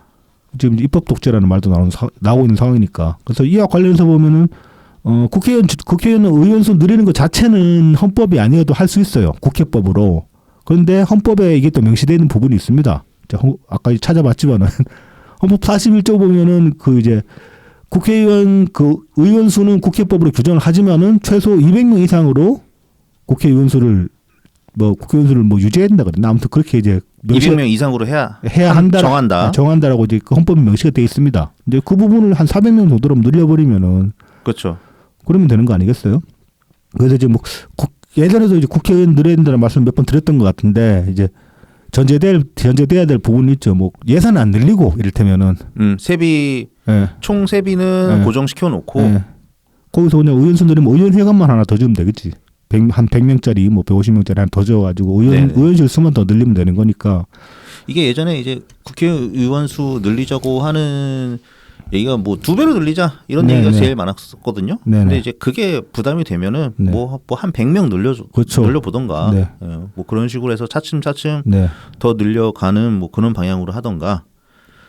근데 이제 그런 게 이제 합의가 돼야 되는데 쉽지는 않겠죠. 그렇죠. 근데 이제 명분은 충분하다는 겁니다. 어쨌든 이제 논의가 이제 시작돼서 국민들의 관심이 생기면 뭐 그래도 그러면은 개헌이 이루어질 가능성은 조금 더 높아지는 거 아닌가? 그러니까 여론을 좀 만들 수 있으면 여론조사 같은 거 이런 것도 해볼 수 있는 거거든. 네네, 그렇죠. 뭐 이제 뭐 여러 가지 이제 아젠다를 생각해 볼 수 있습니다. 이를테면은 뭐 변호사도 숫자가 늘어나고 의사도 숫자가 늘어나는데 국회의원은 왜 안 늘어나냐? 그렇죠. 이게 말이 되냐? 그게 참 좋은 비교가 돼요. 네. 서비스의 질을 향상시키려면은 경쟁 체제를 붙여야지. 그러려면 대가리 수를 더 늘려야 될 거 아니냐? 그렇죠. 그러면 이제 기존에 이제 어떤 정치 혐오 정서를 가지신 분들은 야 저거 월급 도둑들 아니냐 그렇게 말씀을 하실 텐데 그때 이제 얘기를 할 수 있는 거지. 아니 예산은 그대로 두고. 그렇죠. 뭘 쓰면 늘리자. 네. 인건비는 그대로 두고 쟤들 세비 반으로 까면 더 좋은 거 아니냐. 그렇지. 이렇게 얘기를 할 수 있는 거죠. 그리고 동네에 국회의원 한 명 있는 거랑 동네에 국회의원 2명 있으면은 옛날에 행세하던 놈 행세 반밖에 못 한다. 이런 식으로 설득을 해나갈 수 있는 거죠. 그래서 이 점은 지금 우리가 정치권 안에서 할 수 있는 건 아무것도 없습니다. 우리는 배지도 없고 하기 때문에. 하지만은 여론전을 한번 해볼 수 있다. 그래서 주변 사람들한테도 설득을 해보시면 좋을 것 같고, 뭐 혹시나 이제 국회의원 수 늘리는 거에 관해서 그동안 부정적으로 생각하셨던 분이 있다면은 한 번쯤 다시 생각을 해보셨으면 좋겠다. 네. 그리고 이제 하는 김에 당연히 대통령에 대한 권한도 조금 더 손볼 필요가 있다. 네. 그런 거 하려면은 개헌이 필요하다. 네. 이렇게 뭐 얘기할 수 있겠죠. 그리고 4년 연임 같은 경우는 대통령이 일을 굉장히 적극적으로 하고 좀 잘했을 경우 우리 문재인 집권기 후반기에 그냥 연임제 했으면 좋겠다 그런 얘기 많이 했잖아. 그 대통령도 실제로 그 5년 동안 다 이룰 수가 없었기 때문에 이제 퇴임하는 시점에 그런 말씀하셨잖아요. 그냥 허무하다. 그러니까 다 물을 가리고 온 것 같다. 그렇게 말씀을 하셨잖아. 되돌려질 것 같아가지고. 근데 한 8년 정도 기간을 두고 만약에 중간 평가를 한번 받은 상태로 8년 정도 기간을 두고 대통령직을 수행을 할 수 있다 그러면은 어떤 정책을 추진함에 있어서 좀 더 힘도 실릴 것이고 그리고 외교력도 또 강화될 수 있죠. 적어도 8년 예를 들어 8년 텀으로 저 대통령이 계속 바뀐다고 그러면은 어떤 나라나 다른 나라는 조약을 맺는데도 좀 더 이제 그 조약의 무게가 더 무거워질 수 있는 거지. 네네. 자, 그리고 이어서 이제 7답 시간 중에 이제 몇 가지 질문들을 추려봤는데 뭐 정치적 활동 다시 재개하셔야 되는 거 아니냐 이런 질문이 당연히 나왔어요. 네, 당연히 저희 지지자분들이 많이 이낙연 총리님 강연 네. 자리 가면은 많이들 요청하시는 부분 중에 하나죠. 네, 그래서 이제 이렇게 답을 하셨습니다. 제가 할 수 있고 저에게 어울리는 일을 지금 찾아가고 있는 단계이지요. 아시는 것처럼 저는 아무도 아무런 수단도 갖고 있지가 않습니다. 뭐 이제 그래서 저는 많은 수단을 잃고 있습니다. 그 정치적 수단을 잃고 있다는 말씀이죠. 근데 그거는 인정을 해야 될 것 같다. 그런데 그럼에도 불구하고 어떤 할 수 있는 일을 찾아가고 있는 중이다 이렇게 말씀을 하셨습니다. 그래서 이 말씀을 듣고 이제 많은 분들이 좀 슬프다 이제 그렇게 여기시는 분들도 많았는데 뭐 그렇게 여기시는 것도 당연하지만은 좀 다르게 생각해 볼 필요도 있다 저는 그렇게 생각합니다. 그러니까 지금 수단을 잃고 있다는 걸 인정을 한다는 거는 다른 수단을 찾고 있다는 얘기가 되는 거기도 하잖아 한편으로는. 뭐 그렇긴 하죠. 네. 내 지갑에 돈이 없네. 그러면 돈을 벌어야 되는 거잖아. 네네. 그런 거기도 하고 또 뭐 대표님 스스로 이제 어떤 할 수 있는 일을 찾아간다는 의미 찾아가고 있다는 그런 그 말씀을 되짚어 보면은 이게 꼭 차기 대권 주자가 아닐 수도 있다. 뭐 그런 생각도 조금 들긴 합니다. 근데 그거는 이제 연 대표님이 판단하셔야 될 일이고 여기서 또 이제 또 지지자로서 생각해봐야 될 부분이 또 생기는 거야. 이 수단을 잃어가고 있다. 이 점에서는 또 우리가 또 연 대표님 발목 잡은 점이 저는 많다고 생각하거든요. 이게 뭐 이를테면은 우리 그 창당했던 거 그거 이제 그 전에도 말씀드린 적 있지만은 대표적으로 그게 이제 대표님 스텝을 자체적으로 하시려던 것에 대한 스텝을 꼬여버리게 만든 부분이 있잖아요. 이거는. 그렇죠. 그러니까 이낙연 대표께서도 창당을 생각을 하고 있었는데, 근데 그거를 우리 지지자 그룹에서 너무 가속화시킨 거 아니냐. 연 대표님 나름대로 이렇게 생각하신 스텝들이 있었는데 좀 우리가 등 떠밀어 버린 그런 면이 분명히 있는 거죠. 네. 그러니까 어차피 오실 거긴 했었을 텐데 이제 딱 그 직전이라고 해야 될까? 네네. 직전에 너무 좀 푸시를 많이 한 것 같다. 그러면서 이제 그 시간표가 좀 헝클어진 느낌이 있어요. 그렇죠. 그러면서 진짜 스텝이 많이 꼬였다고 저는 생각합니다. 네네. 그러니까 뭐 이렇게 접촉하고 있던 분이 계셨는데 막 억울해져 버리고 억울해져서 이제 안 오셨다는 얘기를 하셨었죠. 네. 그리고 이제 수단을 잃었다는 것 또 다른 거 보면은 저는 이제 그 생각이 많이 들었어요. 연 대표님 주변인 분들, 네네. 예전부터 함께 해오셨던 분들 대부분이 지금 많이 헤어지셨죠. 대부분 이제 내려놓으신 상태거든요. 그렇게 된 데는 지지자들이 지지자들이 잘못한 점이 있습니다. 저는 그거는 분명히 말을 할 수 있을 것 같아요. 그러니까 뭐 측근 누가 뭐 마음에 안 든다. 측근 누가 나한테 잘 못하더라. 그런 것들을 이유로 해가지고 심하게 비토하고 그런 면들이 분명히 있었거든요. 근데 이제 그런 부분을 말씀하신 걸 수도 있지만 이제 그 전에 뭐 이낙연계라고 일컬어지던 네. 국회의원들이 그냥 민주당에 다 떨어져 나갔죠. 주저앉아 버렸죠. 네. 안 따라 나오고. 네. 그런 사람들이 너무 많지. 이 점에서 대표적으로 윤영찬, 뭐 윤영찬도 있고 그 다음에 이제 하여튼 많습니다. 네. 예, 그 호남 지역구 두고 계시는 거기에서는 또 이제 보면 중간에 또 누가 또 뭐 얼척없는 소리를 해가지고 또 뭐 그렇게 됐네 그런 것들이 굉장히 이제 그 뒤에서 들리는 꼬여 있는 역학 관계들이 있긴 한데 일단 이제 그런 것들은 제껴놓더라도 뭐 저는 이제 그냥 단편적으로 지지자 관점에서 봤을 때 지지자들이 잘못한 면이 있다는 겁니다. 주변에 사람들이 못 모이게 아니면 있던 사람들 떨어져 나가게 지지자들이 과격하게 행동했던 면들이 저는 있다고 생각을 합니다. 왜 이낙연 주변에 사람이 안 모일까? 그러니까 지금 와서는 그러니까 뭐 과거에는 지지자들이 이렇게 밀착되어 있지 않은 상태에서 이낙연 주변에 사람이 없었다. 근데 그때도 사람들이 없진 않았어요. 근데 이제 그거는 느낌적 느낌으로 조금 남겨둬야 되긴 할 것 같아요. 그러니까 뭐 그런 게 요소로 작동했을 수도 있지만, 그러니까 그게 느낌적 느낌이라고 해도, 그러니까 실제로는 그게 이유가 아니라고 해도 지지자들이 유해져서 나쁠 건 없는 거 아닙니까? 아, 그건 그렇죠. 네, 그러니까 지지자들이 오픈 마인드가 되고. 근데 그 이전에 원래 이제 그러니까 결과적으로 보면 이낙연 대표님은 사실 사람이 되게 없습니다. 그러니까 이제 그거는 이낙연 대표님의 정치 역정을 되돌아봤을 때 왜 사람이 없는가는 사실 이낙연 대표님이 고민을 하셔야 될 부분인 거예요. 그러니까 이낙연 대표님 스스로 변해야 될 부분이 있는 것이고 지지자들도 반성해야 될 부분이 있다는 겁니다. 그러니까 그거를 니들 때문에 이렇게 됐으니까 니들이 무조건 잘못한 거야라고 얘기를 하는 게 아니라, 그러니까 요소로서 작동할 여지는 있었다. 그러니까 정도까지만. 그러니까 결과론적으로 봤을 때 이거 우리가 처신 잘못해서 이렇게 된 거 아니냐라고 돌아봐야 될 부분이 있다는 거죠. 돌아봐야 될 점이 있다는 거죠. 자, 그리고 이제 뭐 조국당과 연계되는 거 아니냐 이렇게 이제 주장하시는 분도 있어요. 근데 저도 이제 이 질문을 듣고 좀 그렇다 싶었던 게 조국이 감옥 갔잖아요. 네. 그 15일이니까 감옥 들어가기 전날이었죠. 그러니까 조국당의 지지자가 없어졌으니까 지도자가 없어진 마당에 조국 당이랑 이렇게 뭐 연계해야 되는 거 아니냐 그렇게 이제 질문을 하셨어요. 근데 저는 이 질문 자체가 좀 그랬어요. 그 말하자면 뭐 무주공산이니까 우리가 털어먹자 이 소리 아닙니까? 쉽게 말하면은. 그래서 연 대표님 뭐 그렇게 얘기할 건 아니다. 뭐 그렇게 말씀을 하시고 말았는데 그리고 사실 조국 당이랑 우리랑 합치기가 힘들어요. 저는 이준석 당보다 거리 더 멀다고 생각하거든. 조국 당이 지금은. 옛날에 이준석 당이랑도 결국 실패했지만은 뭐 근데 이제 지금 와서는 거기나 그러니까 개혁신당이나 조국 혁신당이나 거의 같은 거리만큼 멀리 있다고 생각합니다. 저는 조국 당이 더 멀 것 같아요. 왜냐면 조국 당은 개딸이랑 동급이라 가지고. 똑같아. 거기도 이준석네도 뭐 비교한 게 무의미하긴 하다. 예, 그거 누가 더 가깝냐 이거를 따지는 것 자체가 무의미하다. 예, 무의미할 정도. 지금 개혁신당 뭐 잠깐 진짜 딱 한마디만 하면은 지금 거기 이준석이랑 허은하 대표랑 머리채 잡았어. 그러니까 거기 울면 웃기게 돌아가는데. 이준석이 되게 허나 비열하게 공격하고 있더만. 네. 암탉이 울면 집안이 망한데 이 소리까지 나왔던데 거기. 하여튼 뭐 그런 애들이랑 뭐 어떻게 합치 뭐 얼마나 가까워집니까? 그 점에서는 조규숙 교수가 좀 반성을 하셔야 됩니다. 탁상공들 그런 탁상공들. 아니 그러니까 이렇게 그렇게 되면은 좋다. 뭐 이렇게 해서 이제 뭐 청사진을 제시할 수 있고 뭐 그러니까 그런 시도가 없었던 건 아니잖아. 뭐 했었는데 탁상공론이었어. 그렇죠. 그러니까 결과적으로 그러니까 시너지가 안 됐고 그 역할을 뭐 그러니까 안 됐고.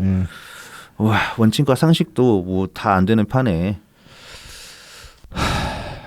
자, 이제 이어서 또 기후 위기를 대하는 자세에 관해서 이제 이거는 그날 이제 강연 청강하러 온 중학생분이 질문을 하셨어요. 여기 관해서 이제 좀 재밌는 비유를 드셔가지고 설명을 하셨는데 뭐 이를테면 우리나라가 지금 원래 사과 산지가 어디야? 사과 산지가 대구가 좀 유명했잖아. 대구랑 그러니까 경북 쪽이 많이 유명했어요. 대구, 밀양 뭐 이렇게. 그러니까 대구, 경북 쪽이 사과 제가 어릴 때마다 사과가 진짜 많이 나가지고 저도 사과 너무 질리게 먹어서 싫었거든. 난 그래서 사실 이재명이 뭐 안동에 살면서 사과 못 먹었다 그랬는데 난 그 100% 거짓말이라고 생각합니다. 우리 집이 찢어지게 가난했는데 그때 내가 사과를 질리게 먹었는데 낙과 이런 거 이제 많았을 거 아니에요. 그러니까 이재명이랑 나랑 나이 차이 10살 채 안 날 텐데. 그렇죠. 그 정도 되지. 난 이해가 안 돼 그래 솔직히. 그거 100% 구라라고 생각하는데 아무튼 뭐 제껴놓고 그때만 해도 대구에서 사과가 엄청 났었는데 지금은 이 사과 산지가 인제까지 올라갔다는 겁니다. 남쪽 지방이 강원도 인제 너무 더워져가지고. 네네네. 뭐 그리고 뭐 한라봉으로 제주도에서 나는 거잖아. 그렇죠. 지금 전북 장수에서 제가 한라봉이 난다. 진짜? 와 장수의 한라봉이? 이제 이 그 기후 라인이 위로 계속 올라오고 있는 거죠. 그래서 굉장히 이게 근데 이제 전 세계적인 어떤 그 추세랑 비교해봐도 한반도가 굉장히 급격한 면이 있다. 그래서 연 대표님이 이거 이제 산업화에 따른 후유증 아니냐 그렇게 진단을 하고 계십니다. 그러면서 이제 또 한편으로 이 기후 위기에 그래서 뭐 기후 위기를 막는 대처들이 필요하잖아요. 그래서 뭐 파리 협약 같은 것도 있고 뭐 거기에 따라 가지고 여러 가지 기준들이 많이 나오고 있는데 그런 것들을 어떤 거창한 대명분 같은 게 아니라 경제적 관점으로 접근해 볼 필요도 있는 거다. 그러면서 이제 우리가 무역으로 먹고 살아야 되는데 이런 뭐 기준들을 충족시키지 않으면 점점 수출하기 어려워지는 그런 세상이 될 텐데 그럼 우리는 뭐 먹고 사냐 그렇게 되는 거죠. 그래서 그런 관점으로 접근해 볼 필요도 있는데 지금 같은 경우는 좀 힘들다. 왜냐하면 우리나라 좀 탄핵은 됐지만 윤석열 같은 경우도 기후위기 촉구라고 그러고 나왔잖아. 그리고 트럼프 같은 경우도 파리 협약 탈퇴해버리고 그런 상황이니까. 그 트럼프가 다시 돌아왔죠. 네, 다시 돌아왔죠. 그런데도 불구하고 우리는 무역으로 먹고 살아야 되기, 수출로 먹고 살아야 되기 때문에 여기 관해서는 좀 더 개념을 다시 재정립할 필요가 있다. 뭐 그렇게 이제 말씀을 하셨습니다. 요 특산물 관련 비유는 되게 좀 참신했고 좀 많이 돋보였어요. 이런 것들은 주변 사람들하고 설득할 때도 굉장히 유용하게 쓸 수 있는 그런 표현이라고 생각합니다. 대구사하고 인재가 있다. 한라봉이 아니 근데 계속 올라오고 있다는 얘기는 이제 알고 있었는데 뭐 인제까지 올라갔다고 하니까는 확 와닿네요. 조만간에 개마고 온 사과 먹게 될 거라니까 진짜로. 개마고 온 사과. 북한에서 이제 막 수입하고 막 사과 수출하고 막 그럴지도 몰라 진짜로. 자, 그래서 이제 뭐 연 대표님이 앞서 말씀드렸다시피 스스로 이제 어떻게 본인 역할을 설정하실지는 모르겠는데 어떤 역할이든 간에 지금 정치로 돌아오실 때가 되었다라는 생각은 듭니다. 저도. 그렇지 않습니까? 이제는 이제 뭐 중앙에 뭐 매체에서 많이 찾아주지 않더라도 이제 스스로 뛰셔야 될 때가 아닌가 뭐 그런 생각을 해보게 됩니다. 그렇죠. 이게 앞선 이제 질답에서 그 수단 말씀하셨잖아요. 네네. 수단 잃어간다. 네네. 근데 이번 주에 그러니까 언제부터인지 모르겠는데 사실 가끔 불러지는 인간이 하나 있는데 국민의힘의 유승민입니다. 네네. 근데 그 사람이 지금 정당만 국민의힘이지 배지도 배지도 없고 없고 그렇죠. 네. 아무것도 아니거든요. 네. 그냥 예전에 배지였던 대선 네. 배지 없었고 대선 후보였고 한때는 박근혜의 총애를 받았더니가 뭐 그런 거죠. 것도 있고 네. 어쨌든 나름 그러니까 마치 최소 손학규는 되는 거야. 그러니까 네네. 대선철 되면은 이 사람 나오나? 그렇죠. 이런 관심을 그냥 이제 철되면 들어오는 NPC에 가까운 불러일으킬 만한 네. 그리고 뭐 이미지가 나쁘지는 않잖아요. 그러니까 그렇죠. 대통령은 안 될 거라고 생각을 하지만 네. 유승민에 대한 이미지는 괜찮잖아. 뭐 상대적으로 괜찮은 예, 편이긴 하죠. 자꾸 유승민이랑 엮여서 이렇게 토론을 붙는 상황이 와서 좀 거지 같긴 하지만 어쨌든 유승민은 꽤 합리적인 그런 포지션을 계속 유지하고 있다. 네. 이렇단 말입니다. 네네. 그 이번 주에 막 이렇게 방송에 나오더라고. 방송에 나와가지고 뭐 TV조선 뭐 강적들 이런 데도 게스트로 나와가지고 뭐 얘기하고 네. 이제 뭐 그러는데 아니 유승민도 나와서 그렇게 얘기하는데 수단이라는 게 이제 정말 실질적인 수단도 되겠지만 네. 정치인한테 가장 중요한 수단은 자신의 생각과 그리고 자신의 입. 그러니까 그것 자체가 다 사라진 건 아니라고 저는 생각을 하거든요. 유승민도 이렇게 자리를 받아가지고 네. 방송에 대고 얘기를 하는데 이낙연 대표가 못할 게 도대체 뭔가. 물론 뭐 원외 정당, 뭐 그래서 지지율 굉장히 낮고, 뭐 이낙연 대표님 스스로의 어떤 차기 대선 후보로서의 지지율도 높지 않고, 뭐 그런 상황이긴 합니다만, 네. 근데 수단이 다 갖춰질 때까지 이렇게 숨죽여야 하는가? 그렇죠. 이런 그러니까 당내 행사나 뭐 강연장에서만 그것도 정치에 대한 얘기는 최소화해서 말씀하시지 않습니까? 그런 상태를 유지하는 게 과연 바람직하냐?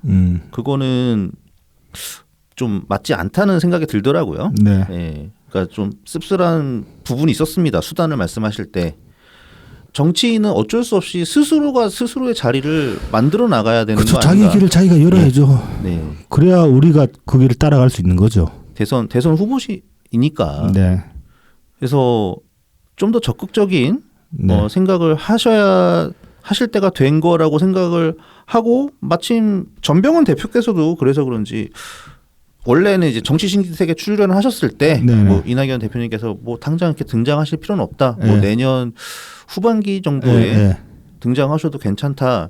그렇게 말씀을 하셨습니다만은 그때는 계엄 전이었잖아. 계엄 전이었지. 근데 계엄 전이었지. 지금 전혀 다르지. 예, 그러니까 상황이 바뀌었다는 걸 인식을 하신 것 같더라고요. 네. 그래서 그 SNS에 그러니까 기사로도 나왔는데 그 정확하게 뭐였더라? 우리가 대선 체제로 이제 새누리민주당이 대선 체제로 전환을 한다 그렇게 말씀하셨죠. 하고 이낙연 대표에 대한 그래서 뭐 대선 체제 하면서 이낙연 대표님에 대한 그 위상을 복원하겠다. 네네. 예, 이런 얘기도 나왔거든요. 그러니까 신경 확실히 쓰시고 계신다. 그러면은 아마 뭐 이낙연 대표님도 좀 다시 뛰지 않을까. 뭐 약간은 이게 추측성이긴 합니다만은 최근에 연 대표님 관련해 가지고 약간의 징후가 보이는 움직임이 있긴 했어요.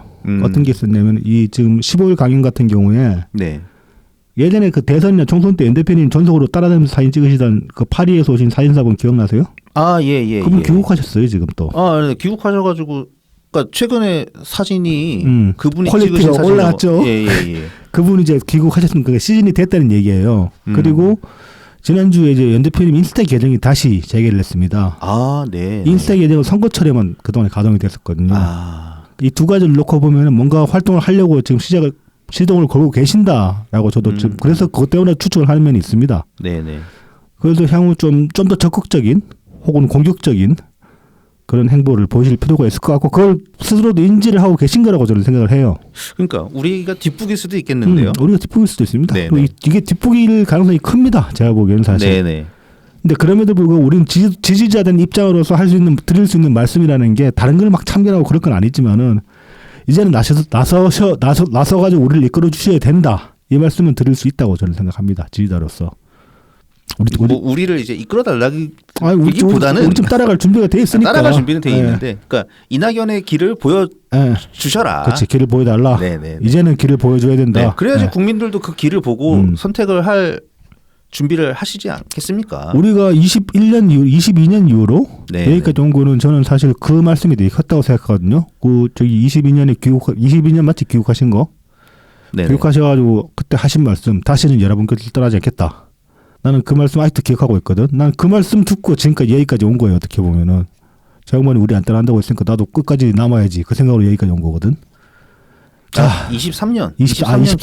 네. 23년 여름에 그때 하신 말씀 저는 기억하고 있습니다. 그러니까 연 대표님 이제는 길을 보여주셔야지. 이제 마지막 길일 수도 있잖아요. 우리 정말로 마지막 불꽃 한번 태워보자고. 그러니까. 네네. 총선은 뭐 이미 다 지나간 거고. 네. 뭐 질 수도 있는 거지. 어떤 우리나라 지금 복합 위기에 있지 않습니까? 네. 네. 이 복합 위기에 그거를 복합 위기에 있다고 진단을 하셨으니까 네. 그거를 돌파해 나갈 수 있는 길도 네. 좀 제시를 이제 해주시면 좋을 네. 것 같습니다. 그렇습니다. 네, 그래서 뭐 이미 움직이신 징후가 보인다고 충분히, 하니까 충분히 보입니다. 그리고 네. 이 강연에서 마지막으로 그런 질문도 하셨는데 근래 이제 이전 강연 때 서울대 강연 때였나 그때 이제 건강 문제로 네네. 다른 약속 다 캔슬해주고 그날 이제 거기만 나오셨다고 하셔가지고 그리고 좀 살이 많이 빠진 모습이었어요, 확실히. 그래서 이제 많은 분들이 건강 문제 있는 거 아니냐 걱정을 하셨는데 이날 질답 때 이제 그래서 암 검진도 받아봤는데 뭐 다행히 큰 이상은 없고 그렇다고 하십니다. 근데 그럼에도 불구하고 이제 요즘 건강 관리 하신다고 또 음식은 가려 드신다고 해요. 그래서 연 대표님 그 사무실로 이제 간혹 뭐 커피나 이것저것 보내시는 분들이 꽤 있거든요. 아, 네네. 근데 커피는 잘 안 드시는 것 같아요, 근래에. 그래서 좀 몸에 좋은 것들. 근데 또 이건 또 몸에 좋은 거 보내면 또 안 드신다. 아, 그거 건강식품 잘 안 드신다고 그랬던 것 같아. 우리 그 대선 때 총선 때였나? 대선 때였나? 우리 대선 경선 때였나? 아니다. 총선 때였겠구나. 그 무슨 대담에서 네네. 건강식품 많이들 주는데 그거 나 주변 사람들한테 나눠준다고. 다 그냥. 스타일이 그러니까 건강식품 같은 거 싫어하시는 분들 계세요. 네, 저도 별로 안 좋아하거든. 근데 나이 들면 그래도 한 번씩 먹어보면 뭔가 먹고 나서 확 올라올 때 있기 때문에 저 일단 먹으면 그렇거든. 그래서 이게 나이 든 사람들이 왜 이걸 먹는지 조금 알겠다 그런 느낌을 받게 되는데 아무튼 그래서 연말연시라고 뭐 보내시는 분들 있을지도 모르겠는데 또 뭐 생신이 왔다 갔다 하고 했기 때문에 음력 12월 20일인데 양력 12월 20일 해가지고 이날 또 강연 때 생일 챙기고 했잖아. 네. 그러니까 대표님이 잘 안 드신다고 하니까 일단 나중에 영업을 위해서 주변이 먼저 챙기십시오. 그것도 방법이 있을 거. 네, 그러면 저희는 다음 주에 다시 찾아뵙겠습니다. 네, 감사합니다. 감사합니다.